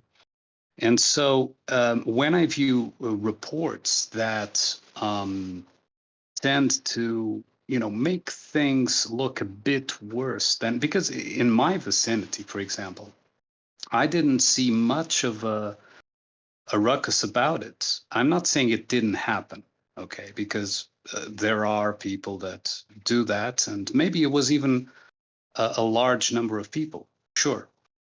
But what I'm saying is maybe this was exaggerated exactly to convey the idea, the central point that both agree upon, that humans are bad, right? One for one reason, the other side for a different reason. And that's what strengthens the elite's position. They need, humans are bad, therefore they need us to regulate, otherwise they will kill each other and they will be bad to each other and so on, right? Yeah, the basic so that split, was my point. Yeah, the basic split seems to be saved versus unsaved. And the traditional view on the right is that you got to be saved by God. And the view on the left is you got to be saved by government. And government salvation was the injectable Eucharist, which the right side refused. And they saw it as the mark of the devil, mark of the beast. They literally demonized it. And so, yeah, it's definitely a dichotomy between saved and unsaved. And each side thinks they're saved, and the other side is not saved. I kind of look at alt media almost as Protestant to the world state church. And I think this division is there by design. So the left thinks the right are bad for protesting the masks and the lockdowns, and they're spreading the disease. And the right thinks the left are bad for the Eucharist, which they refuse. So I think that's part of the design, absolutely. Yes, but in the central point between those two is the same agreement that humans are by nature at the very least insufficient, right? So on the left, humans need government. On the right, humans need God. So both agree that humans, if left alone, if left to their own devices, let's say, would basically be evil or be, misbehaving, whatever you want to call it, right? And that is the point that I was trying to make with that question. And I am kind of suspicious. I have grown suspicious of reports that either try to convey the idea that humans are by nature stupid or by nature evil, which does not mean that evil doesn't exist. You understand? It's an exaggeration of a perception, which is something that we've seen in other subjects, and this is just one of those to add to the list.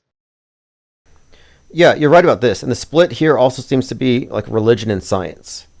And it's been really exemplified by the flat earth topic, where one side's like, no, we got to go to the Bible. And the other side's like, no, we got to go to the TV appointed scientism priests. And it becomes belief system versus belief system. And each claims or believes itself to have some kind of authority. But as far as I think one of the central reasons behind the whole monolith, the monopoly on perception and worldview warfare, is the belief by the programmers, the controllers, that mankind is fickle and unruly, and that they have to introduce terrorism in the form of religious pageantry, God constructs. Basically, that the whole concept behind the PSYOP theater might be to pacify us. That it's a big pacification, because if they don't, we would destroy ourselves. That's like one of their main contentions. And I'm open. Yeah. Do you agree with that? No, what I'm saying is that is the image that they've been trying to convey for a long time. It's like one of the examples I usually use is, imagine there's an actual threat in your neighborhood, right? And the military step in because the police can't handle it. And they step in, they resolve what is there to be resolved. But once the situation is resolved, they don't want to leave. They want to stay in power, right? They want to stay there and control things. So what do they do if there's no actual threat anymore? They create one, or the image or the idea that there's this continuous threat that will always happen if they leave, to remain relevant, to enforce that the idea, the image, the perception that they are needed.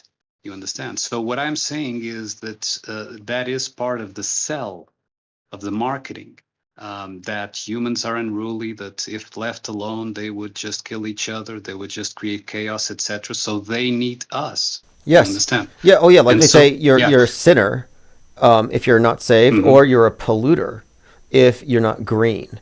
And so I would look at the green movement and all of its asceticism as a replacement for the religious type of asceticism, where you can't be too worldly because you'll condemn us all. You'll piss off Gaia, the God construct. And so I think the idea of the polluter, the carbon footprint, the asymptomatic super spreader, the mind virus super spreader, this is a modern iteration of the sinner who is in need of the salvation provided by the state church, the media, and its priesthood. Yes, or on the other side, to be saved by whatever else is on the other side. But the idea, the central idea, is that the human needs that control mechanism, because otherwise they would turn evil.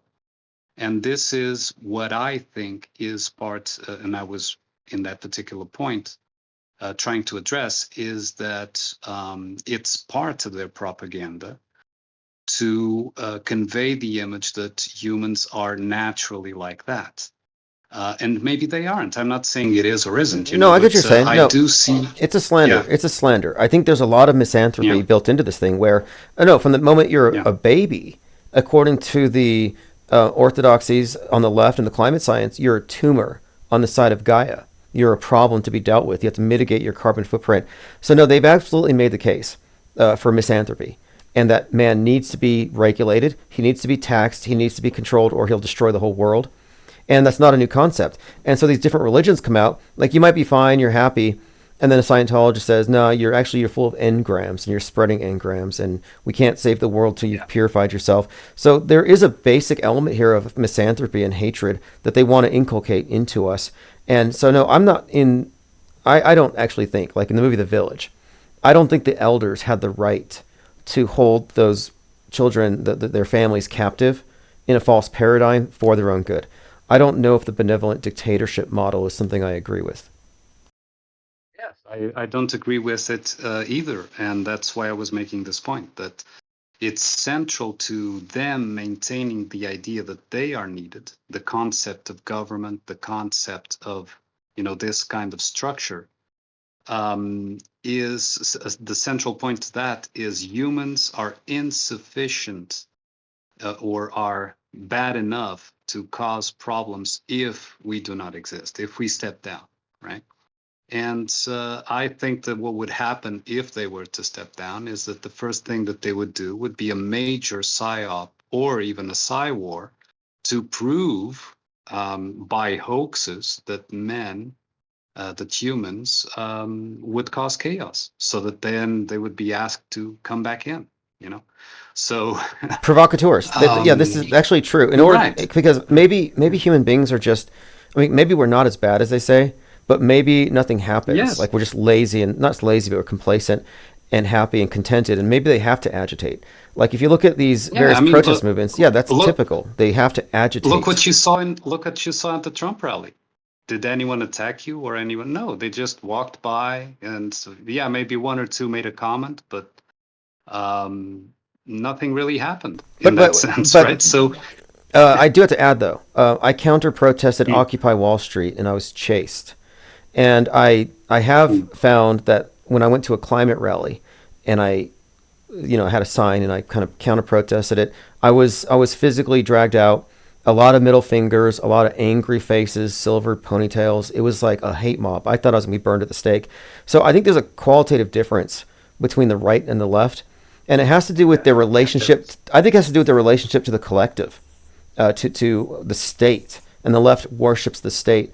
But there's some kind of fanaticism I see there that I don't see on the right. But it probably has its corollary. But I certainly think that leftist mobs are scarier than right-wing mobs. And I noticed that the MAGA mobs tend to clean up after themselves as far as trash. And it's not true with the left, but that's probably anecdotal. yes. Nonetheless, at the central point of those two sides, I think that is also a main point of propaganda and let's say hoax, which is this idea, the conveying of the idea that man is by nature evil, or this doesn't again mean that evil doesn't exist, that there aren't people doing bad things, but as a generalized image, I think that it doesn't add up, and that if left alone, things would eventually find its own way of balancing, which again does not mean that there wouldn't be strife and there wouldn't be problems. But isn't it interesting? Life is full of problems, right? like the Q movement was promised that, hey, you guys are right. There's a huge conspiracy and we're going to solve it. It's the bad guys at the top. And so they're focused on a small group of elite that can't be that numerous. And they're saying this group of people eats babies. They do all the evil stuff. They're satanic, etc. And they run the world. And so you're looking at this small elite group. And I would ask them, I'd say, go down to your local prison and find out how many of the people there for the worst crimes come from the elite families. How many of them were rich? How many of them were from Yale, Skull and Bone Society? It's like, no, these are just run-of-the-mill normal people. Like, evil is equally distributed up and down the socioeconomic ladder. I don't think you can say it's just the poor, but you see it on both sides. The idea of wealthism, and it's the evil at the top, and then others will say it's the poor and the poverty makes them evil and violent.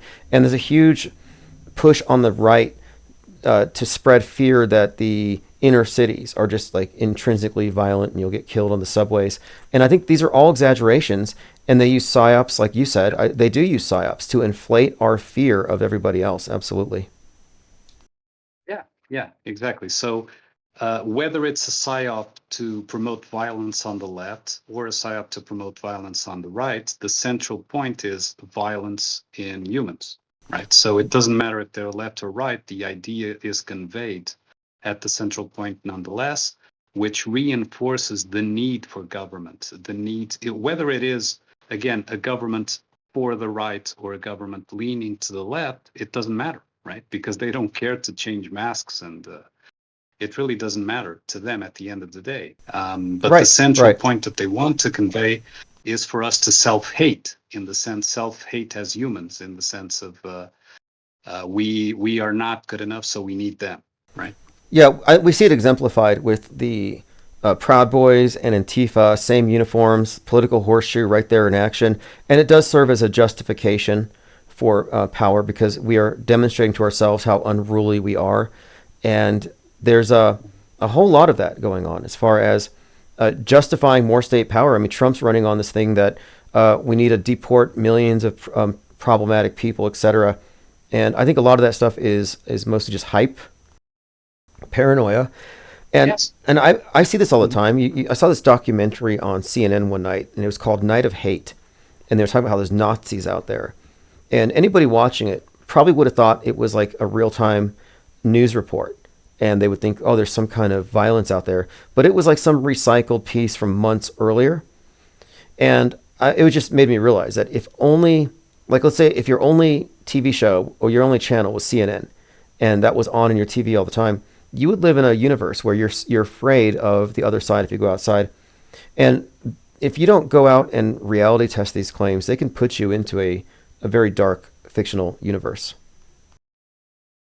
Yes, yes, and that is exactly what they want.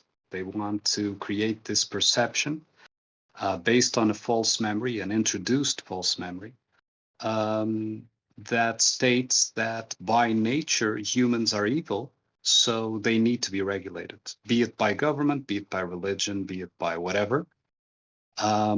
So it makes us self-hate in the sense that we will always have this thing running in the background saying that we're not good enough to be free, let's say, right? Yeah, exactly. So, Like, okay, are you yeah. are you a polluter or a sinner?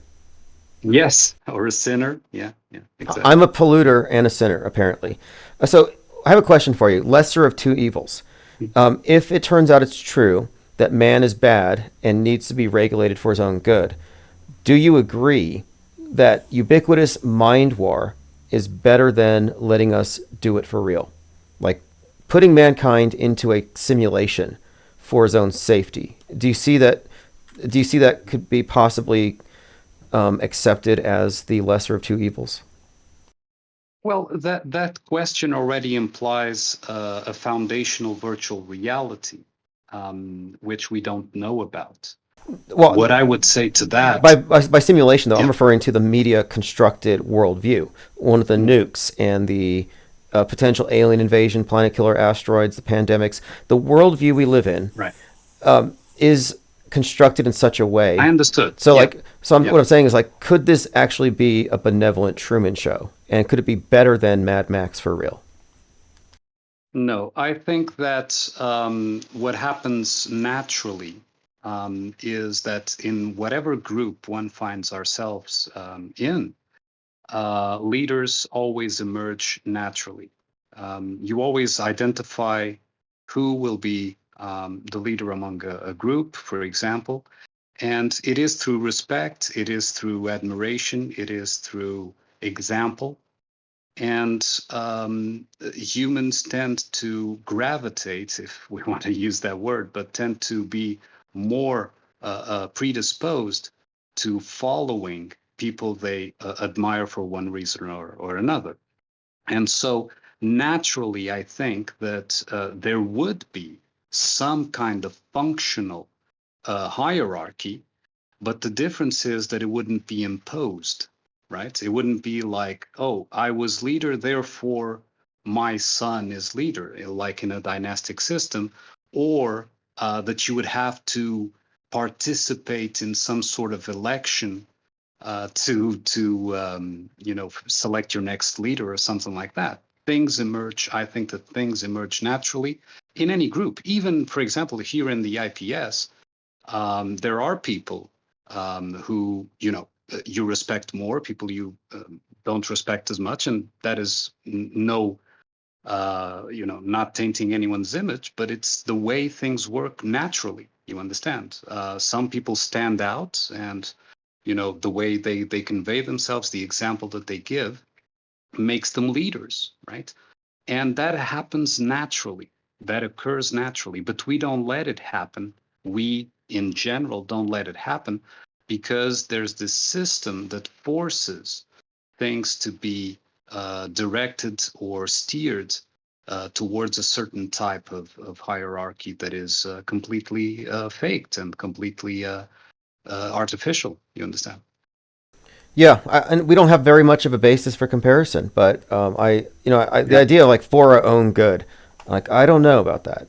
Truman or The Village and all these movies have these like seeming, these utopian environments where everything seems to be perfect, but then, or even Fallout's a more recent one, where they're living this idyllic life in these bunkers, but it's completely separated from the real thing.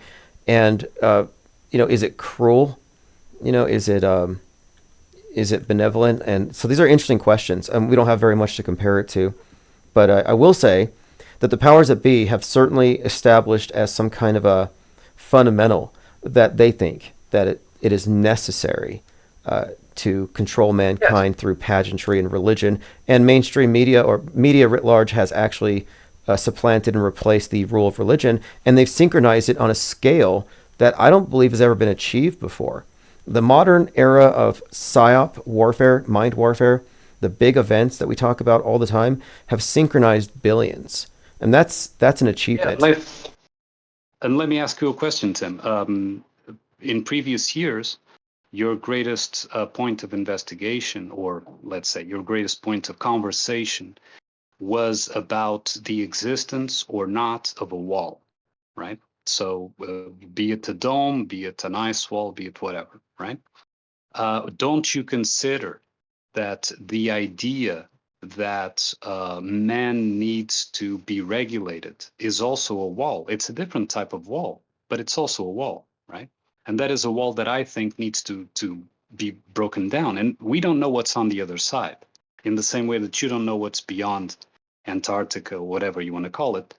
But it nonetheless needs to come down for us to find out, right? If we are to have a chance to know our nature, our actual nature, our actual being, then that needs to be crossed over. Let's say we need to go to the other side and see what it is.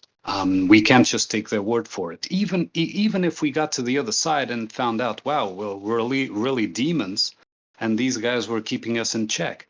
But then we knew, right? At least then we knew we are demons. Okay, we need to figure something out.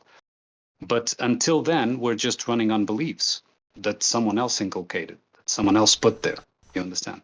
Yes, and great points. And I've suggested for some time that the ice is like darkness is ignorance, but ice is secrecy. And so I look at the idea of like the ice wall as just a metaphor for secrecy, covered up by false explanations. And when you remove a false explanation, you're not given the answers. You're put into a state of agnosticism, and maybe you're having to accept a lot of questions that won't be answered right away. But I would rather have a bunch of questions that I could follow up on than false explanations that question then wrong answers. Yes, exactly. So I mean, yes, absolutely agree, Tim. Yeah, because that's like, to me, it opens up curiosity. I want to know, and I want to know what's behind the false explanations. Like, even if they say, hey, the Earth is a 25K ball spinning 1,000 miles per hour, and it's just like NASA said, I'm going to say, sure, maybe that does describe it, but that's not what we've seen on TV.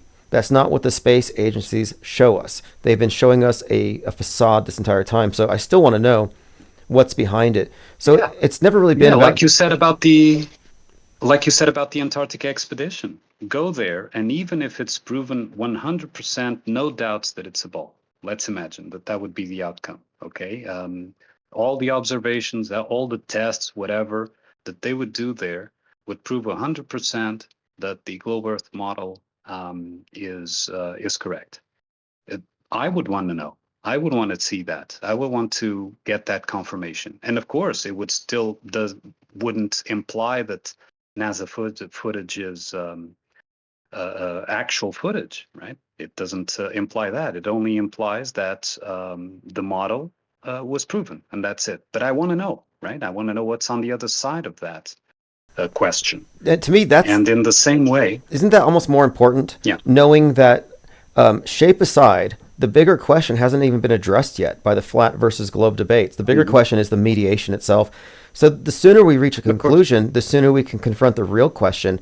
And I would like it if a lot of the people who've prematurely adopted the flat Earth model would just drop that and focus on media fakery 100%, because that's the thing that matters. That's the mind war aspect that you have to get off the grid mentally before you can talk about geographically. Yeah, yeah, exactly. And the mediation, one of the central points that it always conveys is its own relevance. It always makes itself to be relevant, regardless if they are pointing towards one polarity or the other polarity of any dichotomy that you can come up with. The central point is always you need us, we are relevant, we are pertinent, we are necessary. Um, the news are necessary, otherwise you wouldn't be informed. Of course, you're not informed, you're programmed. I don't know, the military is important because otherwise you would be defenseless, right? When they are the ones usually being the aggressors, from at least from the perspective that we are able to see. And so on and so forth. So at the central issue is always their own relevancy, right? They always convey that they are needed, that they are relevant, and therefore, by inference, that we are sheep, animals, and that's why I think Darwin was promoted, the Darwin's theory. It was to put us at the level of monkeys, mindless monkeys, right? That grew a bit beyond their own limitations. And so they are more dangerous than even monkeys are, because now they can use their intellect to build weapons and, be more Machiavellian and all that sort of thing. So at the central point is always self-hate. Humans have to self-hate. So misanthropy, as you said, and they are needed because of that. Those are the 2 points that are always in every news story, every psyop, everything is always conveyed from one side and the other. Very interesting points, and you're right about this. That's why I say I emphasize the monolithic nature, because it draws us back to 2001 Space Odyssey, the monolith, the monkeys killing each other. But it's monolithic, and it's a filter that everyone is supposed to adhere to. It's like the new holy book. And its perspective is meant to supersede your own. So it doesn't matter what you perceive. If what you perceive differs from what is on the screen, you default to the screen. So this makes you simulation dominant, metaverse dominant, rather than meatverse dominant. And yeah, that is its main message all the time. Always the attention economy, that phrase. I hear that phrase. I'm like, wow. They really think about it's all about our attention. Yeah. It's not even your money. They want your attention. Yes, the attention to give them the relevancy, to say that they are needed, to look at 2020 when the election, there was all that theater about the election results, right? People were actually angry about putting up in place either one of two candidates that have absolutely zero to do with them, zero to do with their actual human beings.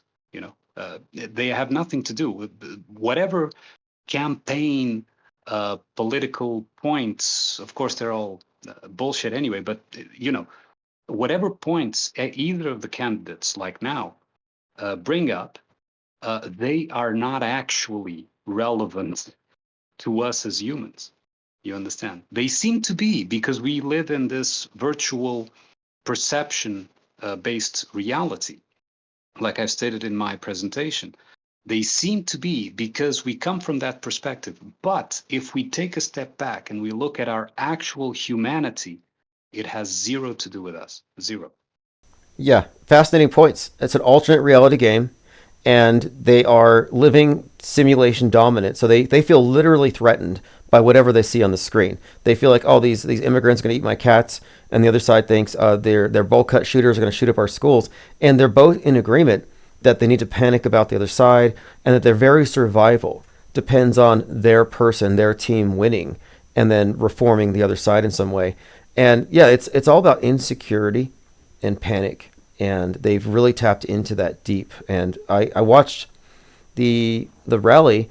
And I would say that these individuals who are there are basic news consumers, mainstream mediated, and they believe the basic story that communists are going to win unless we win. And I think they buy into the good versus evil stuff, but they buy into these really simplistic narratives where they don't have to think for themselves because they're part of this collective. And when I brought up that Trump faked it, that he faked, they couldn't, obviously, there's no way they could actually contextualize that information. So a lot of them just said to me that you're a Democrat, you're a liberal. I mean, what did you think of their reactions? Well, there was one guy there. I think it was the guy that was holding the LGBT flag or whatever. I don't know. I couldn't read what it said, but it looked like the rainbow. Do you know the one I'm talking about? Yeah, I didn't know what his flag meant either. It was like LGBT Trump or something. I think it was something, let's go buy guns Trump. I couldn't quite decipher it. I was trying to, but yeah. Okay, but you know the one I mean, right? So that guy was almost considering or was sort of giving you the idea that you had to be a Kamala supporter, right? And until you said, no, I'm not on any side. I'm IPR, right? I'm into infinite plane radio. And then he came up to the speech about, oh, that's what's good about America, that you can say these things and so on and so forth, right?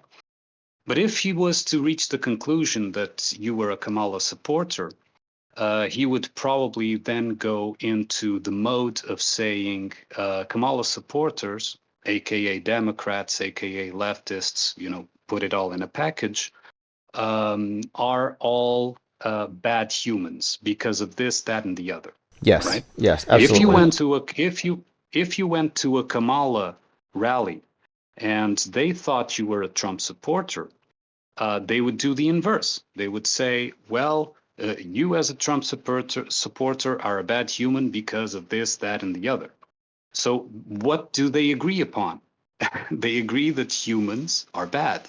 Well, you see, this is the point. Absolutely the point. The Dems, the left-leaning people, would actually be more inclined to think that Trump faked it or staged it, but not because they're exposing media fakery at large or they're skeptical, but because it's a political hit against their bad guy. So they're like, yeah, of course he faked it. So they find it believable for the wrong reasons, and the other side won't even consider it.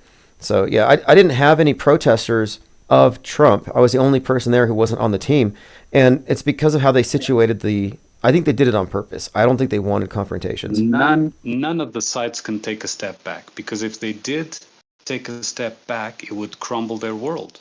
That's why they don't do it. Like I've said several times, it's a survival instinct mechanism that takes over the mental character.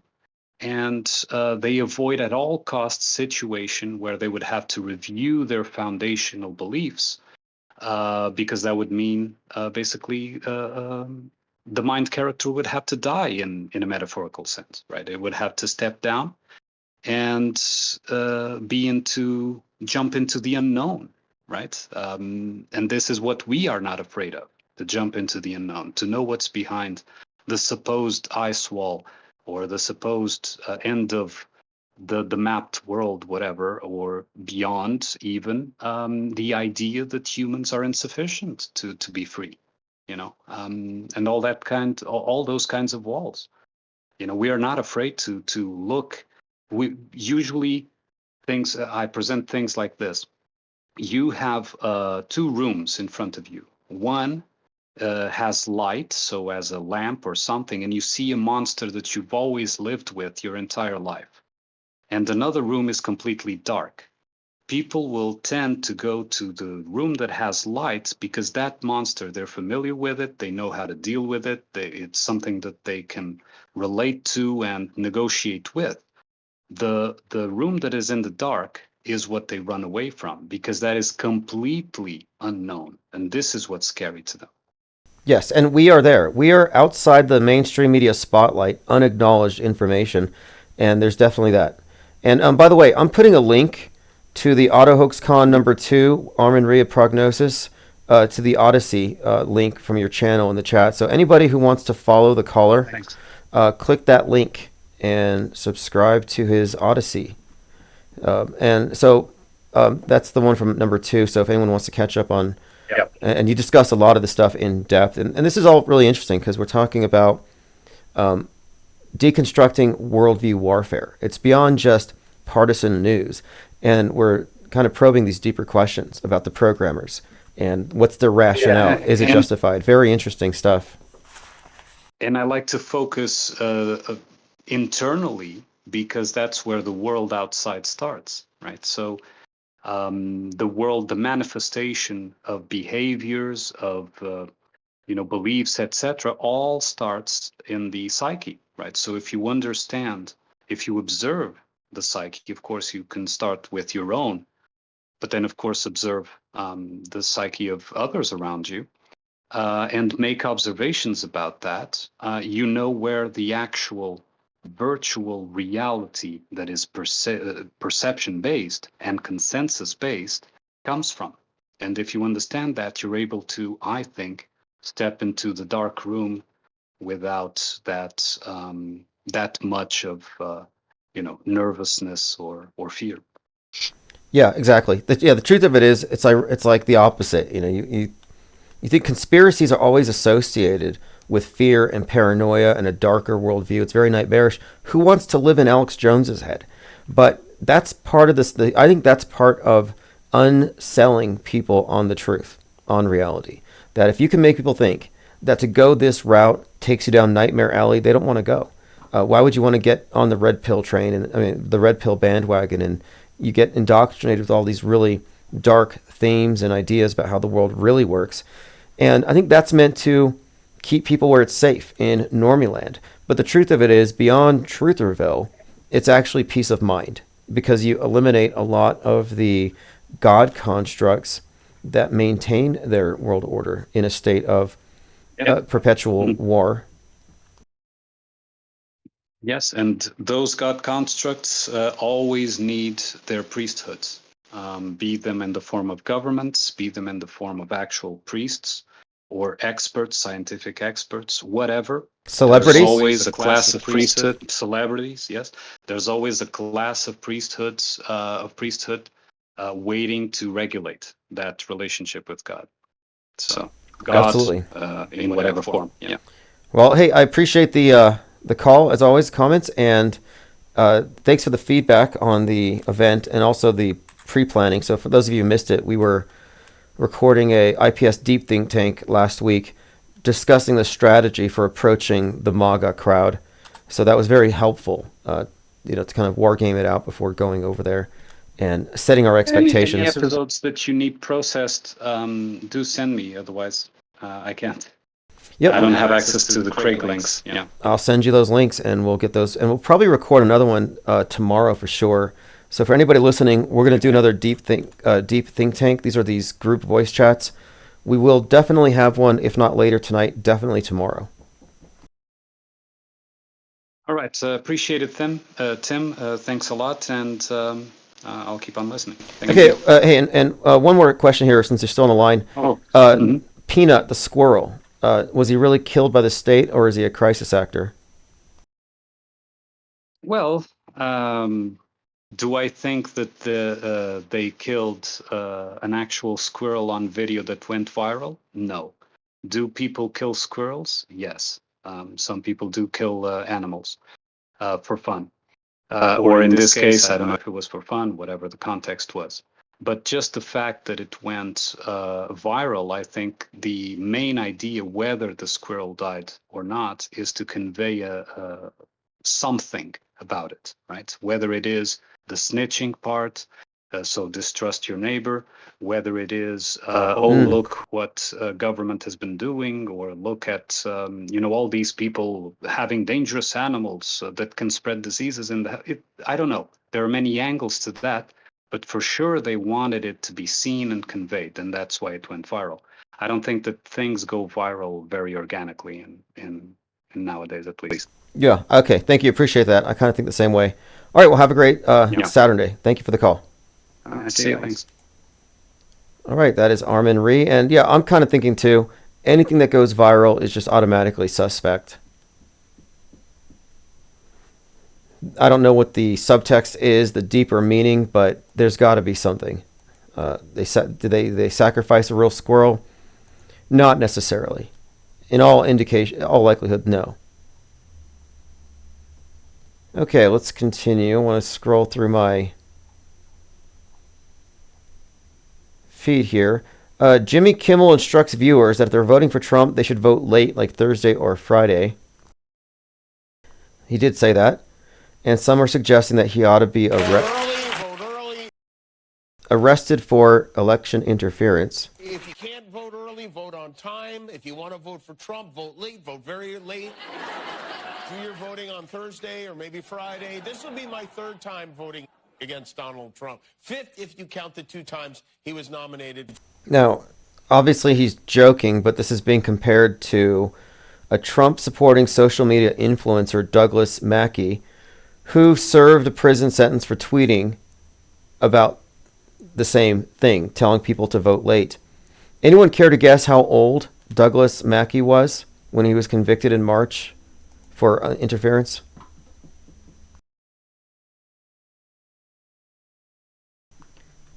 Yes, Douglas Mackey was 33. Magic number. Great call. Armin says reverse history. P. Trippa says slight echo feedback. Audio is 910. The audio on our videos are going to be... In fact, let me get into that since we are here. I had a bunch of comments posted on the latest video, which I'm not going to play, but the IPS at the Trump rally, the auto hoaxer at the Trump rally. So let me go ahead and go through the comments. There's 33 of them. The Swiss Shallot, Tim, you're awesome. They're zombified as maskers lining up to get harpooned. Who needs the military? The sheep are so easily controlled through the screen. Zoom Truth says, you might as well be holding a flat earth sign. How depressing. I know we're outnumbered 1,000,000-1. Howard Boyd, amen Timmy, good job. Shug Scotland 100 says, look how zombie everyone is. N. Hasten says, I would have come right up to you and said, I agree, thank you for your work. He also says, interesting, there's no chemtrails in your sky.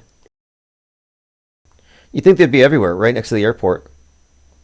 American Father says, awesome, great job, they're sheep, they won't let go. Angst G says, if the goal is engagement, perhaps it would be helpful to draw them in by criticizing the electoral process.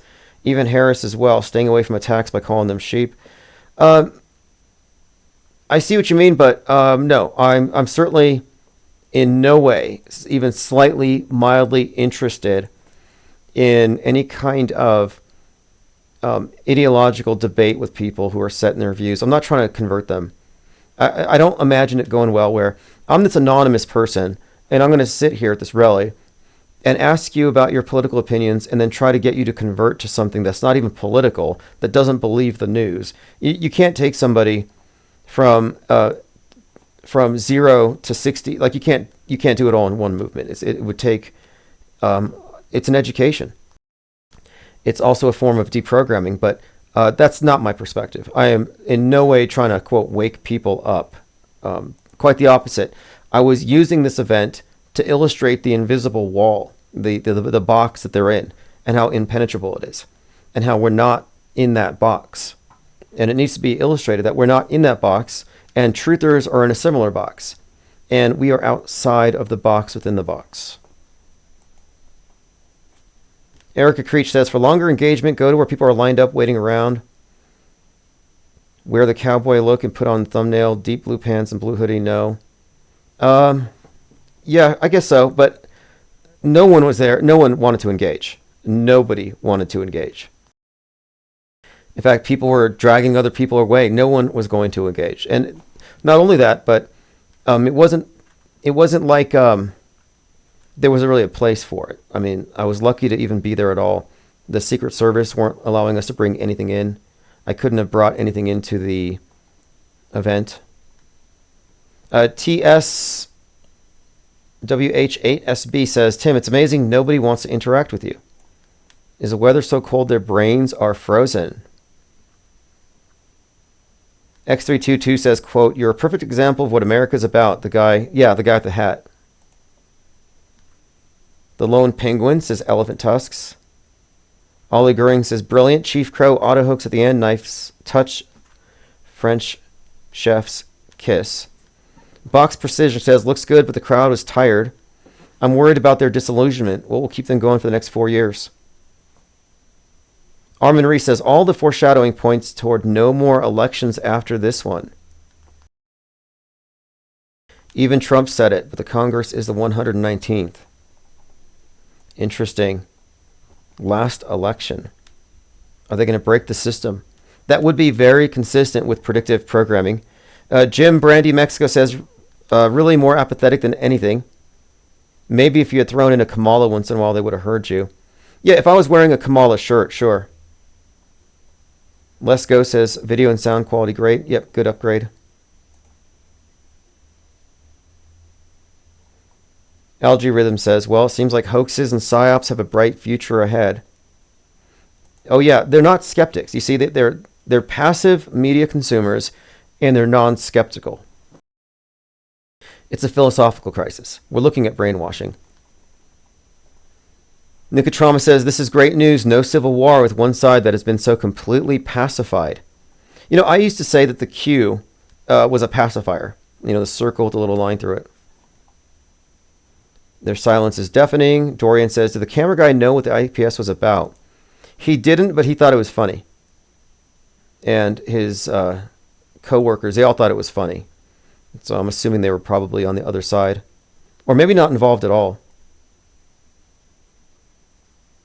Thank you, Osher. Gifted 5 memberships, 5 blue wrenches, AB.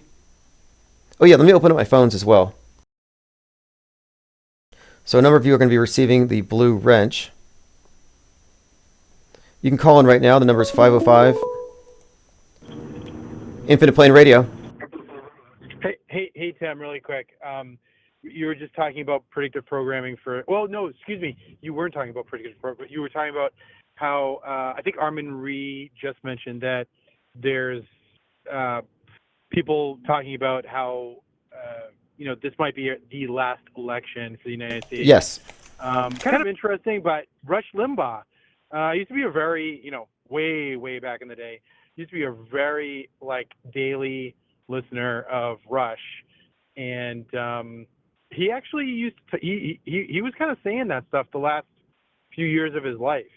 So it's kind of interesting to notice the predictive programming, even going back as far as, let's say, gosh, when did he pass away? 2021. So I would say 2019, maybe. So it's really interesting to kind of hear that from Armin Ray, from internationally. Yeah, when did Limbaugh die? Was it 2019? Gosh, February, right after he received the medal. I think it was February of 2021, maybe. So I know you talk about him. I know you used to listen to him too, but for probably research purposes or whatever. But and I know you juxtapose him versus the singer there. Okay, here we go. What do you always relate to? February 17th, 2021. And yeah, Limbaugh was on the EIB network for 33 years. Ah, man, yeah. And then he died. Magic number. I just thought I'd mention it, peek in here and just say that, and then tap out. But yeah, just listening in, and thank you very much. Yeah, thanks for the call. Appreciate it very much. And, somewhere I have a video of Rush Limbaugh singing "This Is the End." Jim Morrison. And there was this pretty compelling case made by a few individuals that Rush Limbaugh is really just a continuation of Jim Morrison. And the Golden Mike connection is there. The looks, there's some overlap. I think you might make that case. It might be worth looking into.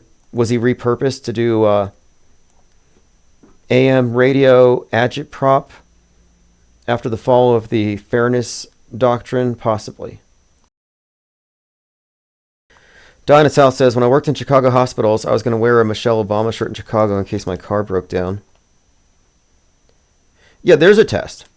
If you want to find out, how brainwashed people are, just put on a shirt or like a MAGA hat, for example, and just walk down the wrong neighborhood, and you'll see if we're dealing with rational actors. And that's what it comes down to, rationality. How rational are we as a species? Infinite Plane Radio. My friend, how you doing? Very good. Thanks for calling. How's his number checking? Oh, yes. The number is functioning. It is also an option for you. You can use Discord if calling in doesn't work for you. I've been around for a while. How you doing? Very good. Do you have any sort of prediction or a favorite for? Do you think your girl's going to win? Is Kamala going to save America? You need two wings to fly a bird, right?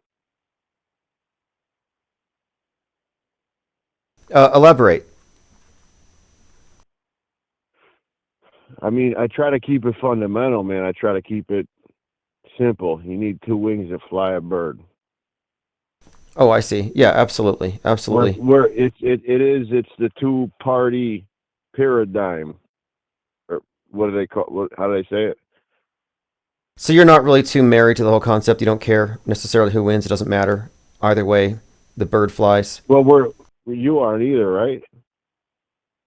Well, I was going to vote for Kamala as a way to protest Trump voters. It's like a troll, though. As a troll. Right? It's a troll vote. Yeah, I'm doing a troll vote because I think... I respect that. I understand non-voting, but non-voting is acceptable. Troll voting is not. So I am troll voting in order to antagonize the lemmings in Trutherville, who feel like they have to support the GOP. And I'm like, no, if you're a truther and you're voting for the GOP, you're just a subset of right-wing politics. Now you've been subsumed. You're no longer a group of curious people asking questions. I registered, and they say you have to register before the 18th to be in time. And I did it a week before the 18th at least. And I haven't, and you're supposed to receive something in the mail to be like officially checked off to like go in there, and I haven't gotten anything yet. And I did it just to basically put skin in the game, whereas the last time I voted, it was in a different state. So, and I heard, no, don't beat me up on it, but I've heard that like, as far as if there is really cheating going on, they do like the dead people and the people that are like kind of like just hanging in the wind in the States. Well, what does it matter? Actively, No, I get. Don't beat me up. No, I'm not beating you up. I'm saying, like, for people who think that it matters, like, okay, so they're rigging elections or something. Reality's rigged. I don't want my name. I wanted to re-register where I am at. So no, but like they couldn't use my name and something else. The reality, the worldview we have is so rigged anyway by all actors that if the quote election is quote rigged, then what it really means is that the script has a plot twist where this side is led to believe this. But the idea of election integrity doesn't make sense in this fictional universe called the MSM. And we do live in a fictional universe. That's why I'm totally not really attached to it. I am actually so detached and dispassionate that I could really... I mean, it's about entertainment value. Trump is less cringe than the alternative, and certainly more entertaining, but that's because he has his background in reality TV. But that shouldn't be the basis for voting. But my guess as to who's going to win is based on predictive programming and based on Civil War. It looks like Trump in the White House, and then the left goes in and takes him out. That's kind of a consistent theme here, is the Civil War story. But looking at MAGAs yesterday, I don't think there could be an organic uprising. I don't think there's the energy for it.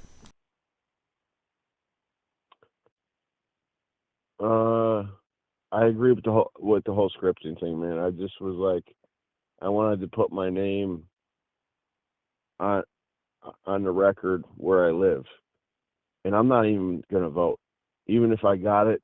But they said before the 18th, I haven't seen anything in the mail yet. I don't know if I'm going to get it before Tuesday. Either way, I was just trying to I wasn't going to vote because I got to hold my nose for both, or choke up for both.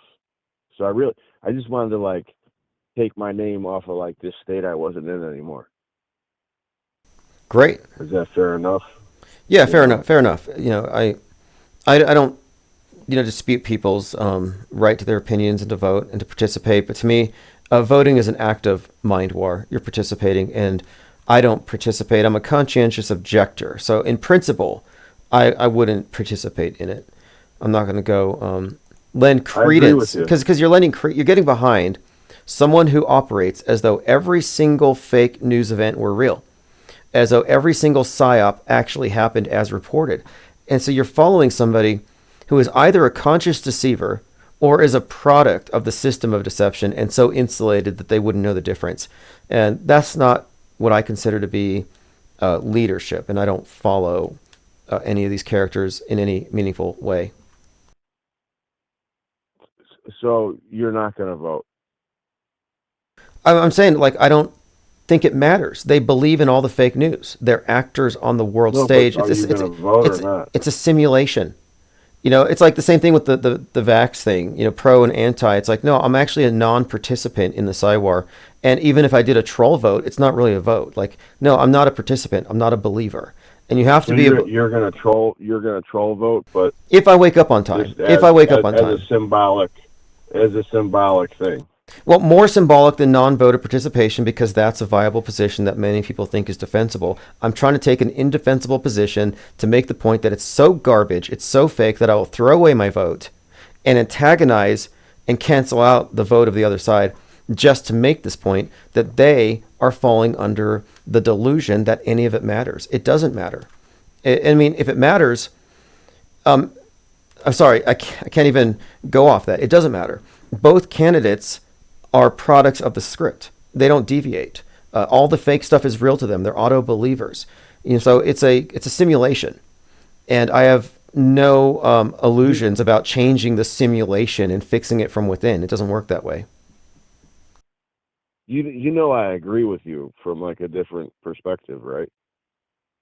Sure. Yeah. And even if you didn't, that's why I say you need two wings to fly a bird. So what's the point? Well, I think what it does, the point of it is likely this. The point of it is the schism. The point of it is you get the public to divide among party lines, which is a worldview division that has them diametrically opposed on a number of issues that will never be reconciled so they can always be agitated. That's the point. The point of it is mind war. The point of it is the division that wouldn't be there otherwise so that they can play the sides against one another. I think we all know the game here at this point. The only winning move is not to play, as they say in war games. Yeah, I think we've always been on that same. But I think a lot of us, yeah. I mean, if you haven't figured this out already, there's no hope. It's 2024. If you still think that people die in mass shootings that are reported on the news in 2024, you're like 10 years behind. And the discussion about the significance of voting, it's a pointless topic if you're not including the fact that all of the politicians are just as much actors as the people you see on the screen in the movies, that they have merged fiction and reality, and they use the politicians as well as celebrities as a bridge between the fictional universes and the news media reported events, which are often laced with fiction. I agree, brother. Well, thanks for the call. Call back anytime. This is Infinite Planes Saturday for 11/2. And hopefully by next Saturday, we'll have some major plot twists on the world stage here. All right. Hey, thanks for the call. Someone else is just trying to call in if you want to call right back. David says, why is he hung up over voting? It's just the topic of the day. It's going to be relevant in 3 days. Unless something else happens. Nukes. What else? EMP, Canary Black, the digital nuke sent by Putin, Infinite Plane Radio. Kevin Maury. What's up, Tim? Hey, what's up? Thanks for calling in. I just want to know if the audio is good or if I need to change something. No, loud and clear. Yeah, you're good to go. Peanuts the Squirrel comes out. It's a big story. It's got the Batman script in it. When Batman flies like a flying squirrel. That's how he's been portrayed. Had that one on. Viral story. So viral. Somebody's squirrel got killed. A lot of people guarantee has had the same situation. When I think of a squirrel, I think of like Peanuts and Jimmy Carter. I really thought today was the day that Carter was going to die because he was a peanut farmer. You know what I mean? And really thought today would be the day. Let's see if Jimmy Carter dies in the next few days. Leading up to this. Okay? So, I told you the other night, Penguin, got the blue label beer can. Okay, yeah, let me bring this up. Okay, so Penguin, yeah, that's right. You're the one who caught that. So in the Penguin series, Oz is gathering up all the heads of these different gangs, and they have this powwow, this meeting, and he hands everybody a can of, is it Blue Ribbon? And so they kind of unite, and it's like, let's take over Gotham. And so you were correlating that with the blue, the Democrat blue, right? And, we're DC Comics, Batman. It's all going, it's playing out so great, dude. Right now, it really is. And then the voting thing. They always say, hey, 3 million illegals got the vote last year. I've been participating in voting since I was 18. I'm always asked my ID, where I live. They I've changed states and counties, have to be registered there. So it's like a psyop, making everybody believe that all these people can vote, dead people and all this, can go vote. They can't. Go into a voting place and say, I don't have an ID, but I want to vote. Tell me what they say. Because they're not going to say, okay, well, I believe you. Don't. That's a whole psyop in itself. So, this year. Yeah, I think you're right about that. You're talking about like the insecurity. Well, they want you to think that, yeah, they're going to take your votes. They're going to take your guns. They're going to take your jobs. It's the government. They don't want to be counting your votes, so they'll burn them. And when you go in there, that's where you see a lot of people get mad. They're like, I don't even want to participate. I'm not cutting on anybody, but I'm just saying, if you don't at least go put your name on a piece of paper, whether it's real or not, you'll never know. A lot of people last year, like 4 years ago, put their name on paper and then they seen. It doesn't even matter what I put on paper. That's another like wrapped up ball this next election. Like, that's why they let all the illegal immigrants in. They can vote. There's not all these illegal immigrants coming to vote Kamala. If they were spent any time in this country, they'll figure out. That's another yeah, they put out this idea that all immigrants vote Democrat, and that's not necessarily true, but that's one of the things they say is that they have a vested interest in opening borders because it's just importing Democrat voters. That's an old talking point. It's a recycled talking point. So they recycle that every election cycle. Then, so you have the LA Dodgers beating the New York Yankees. Every time the Dodgers have beat the Yankees in the World Series, a president has been shot. Kennedy, got Reagan, Trump. I don't know if he's the one or the next one gets shot. You know what I'm saying? So wait a minute here. Every time the Dodgers win or the Yankees? Oh, the Dodgers. When the Dodgers beat the Yankees in the World Series, Kennedy got shot, Reagan got shot, Oh, What I'm that's saying. interesting. Okay, so there's a correlation here. Someone had mentioned this before. So the Dodgers beat the Yankees, Reagan gets shot, Kennedy gets shot. And look, the predictive programming is very clear that Trump's going to get it, that the ear wound was just a warm-up act, but it's going to be much more dramatic later. Really do believe that. I mean, they're putting it in your face right now. I came Then to you gotta. Yeah, it's supported by the evidence. And the evidence, and this is the thing, predictive programming isn't a conspiracy theory. It's foreshadowing future news, and it's evidence of future fake events. And some of the most recent examples of the Trump thing we can talk about would be like Megalopolis, where the main character, Caesar, who's basically a Trump proxy, gets shot in an assassination attempt, the right side of his eye. He miraculously heals, and then he heals the world. But he resurrects. And before he gets shot, the character who's behind it, who plays the chicken man in Breaking Bad, and I think he's an Obama representative, he says, "I'll see you in 3 days," right after he signs off on the assassination. So you think about it, the Christ typology, you know, dead for 3 days and then he rise from the dead. Anyway, that movie is so layered, but there is copious predictive programming for Trump getting it, and it's likely, if anything, that it would be the Civil War scenario, but we'll see. We'll see. I'm basing my assessment not on politics or political strategy, but rather on movies, entertainment, and foreshadowing. Do you know whose birthday is tomorrow?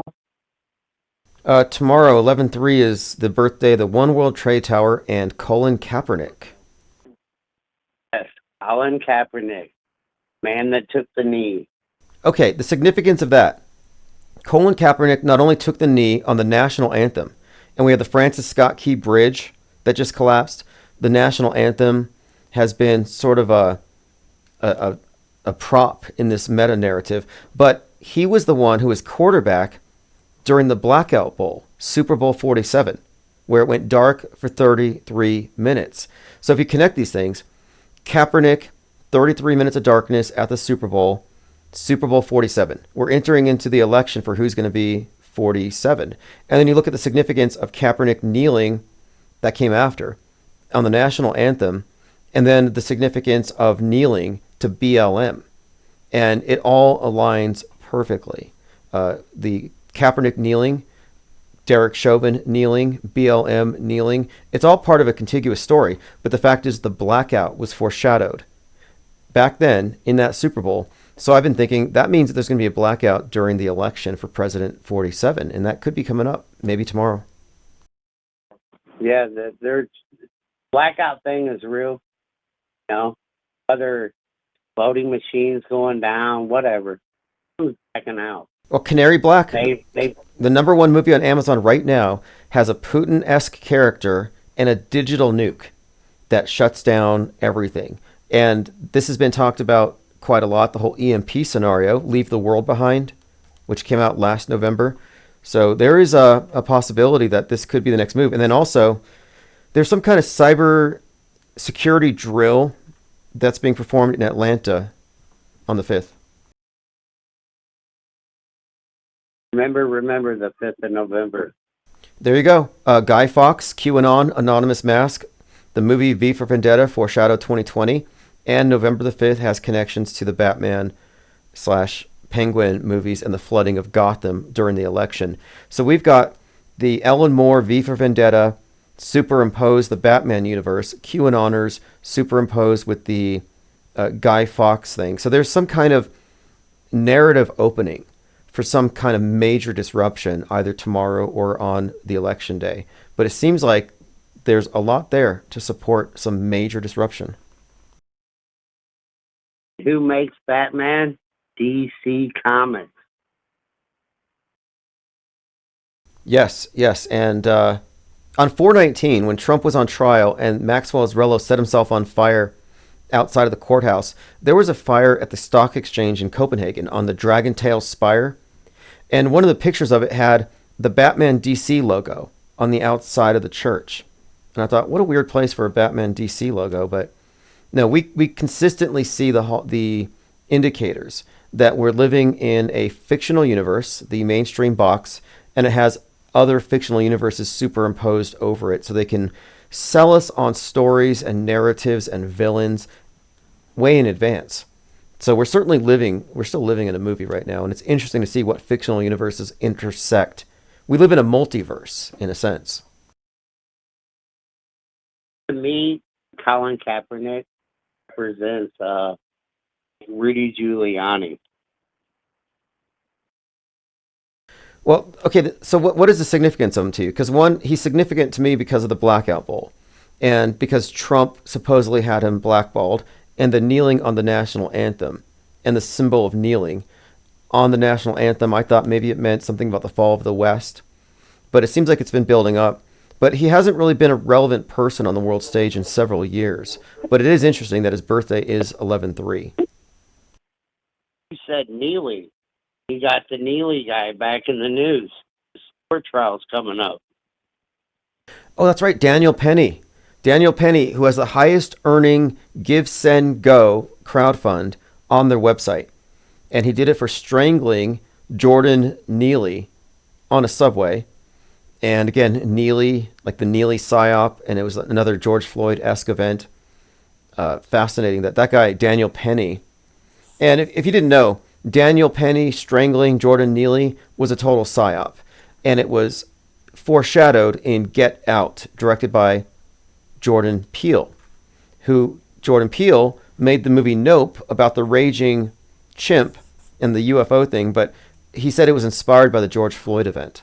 So anyway, just basically pointing out, yeah, you're right. It's highly significant that we have this Neely character in the news because it, and remember a couple months ago, the Dolphins player, Tyreek Hill, was pulled out of his car roughly, and it made the news. That happened right after Rebel Ridge came out on Netflix, where it was the same thing, racist cops, the BLM narrative being reinvoked.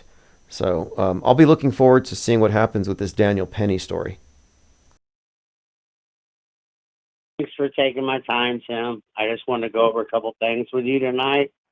I'll be keeping an eye out for the next 3 days, maybe the next 10 or 11 days. It could get really dicey, my man. And everybody in the chat, I want to say a shout out. A bunch of great people here. Great callers, call in. Need more people. Call in. Express their views, whether you want to agree with them or not, Tim. You know what I mean? Yeah, I'm hoping that going to the MAGA rally, that video, I hope it gets some traction and brings in some callers who may be interested in maybe an explanation for that. But yeah, and thank you for calling. Appreciate it very much as always, and always your participation in Gilded is noted. So thank you again. Peace out, my bro. All right, another great caller is Kevin. Algae Rhythm says, just live your life and get sucked into the movie, or else the movie will make you an integral part of it. It will cater for you and give you the nuggets to focus on, just like a movie pattern. Yeah, absolutely. It's a form of bondage. There is some kind of a cybernetic system that you hook into. It's an alternate reality game. And yes, I think that you have to remain the director of your own movie, or by default, Big Brother will provide you a viewfinder to look at the world through. And it's a very myopic lens, and it conceals, it omits as much as it lies and distorts. The model is not the territory. When I say we live in a simulation, I don't mean a literal simulation, but our mental model of the world. And the model that we have is a product of our own perceptions and consensus opinion, consensus misinformation. And the default model isn't accurate in all ways. And if you call out the parts where it doesn't overlap perfectly, they call you a conspiracy theorist or a conspiracist, which is just adding a little more, insult to it. Oh, you're a conspiracist. When really we're just noticing that the mainstream mediation is some kind of alternate universe, and media has taken upon itself the role of being the dominant religion for the whole world. Mango says, Tim, you've been still for quite some time. Oh yeah, it's probably just a failure with the camera. Thanks for letting me know. I wasn't live last night because I was working on the video editing, and it's just waiting for files to upload, rendering, computer crashes. I kind of miss editing. I'm glad to be back in on it, and I'm going to be doing a lot more work in that regard. We've got a number of documentaries on the back burner, and I look forward to getting all these things produced rather quickly. Yeah, I was in a state of pure ataraxia, peace of mind. I'm communicating telepathically through my headset, through my Logitech. It's like, was it Neuralink? All right, I think we've covered a lot of ground today, and I'm going to try to catch up on a lot of work. Main announcement has been, I think, that we have infiltrated the world stage. So one of the purposes for the Infinite Plane Radio Press Club, the main purpose behind it has been to have a real world presence to correspond with our real world analysis, which is, in other words, our analysis outside the framework of the mediation. And I think that the more of on the ground reportage we do, the more original content we create, the more we will reach people who are on this side of the screen. And when I say this side of the screen, I mean, are you within the MSM box and do you confuse the model with the territory? Or have you learned to distinguish between the two? Have you separated from this appeal to authority it represents? Do you perceive for yourself? Since thinking for yourself is only a part of that. You have to perceive for yourself, which means you have to get information that is not merely there to conform you, but information that may actually be deliberately unacknowledged for some reason. And there's always a reason why they don't acknowledge certain things. You know, facts are so inconvenient. Well, thanks everyone for joining. This is Symbia COVID Cooties. This has been Infinite Plane Saturnday.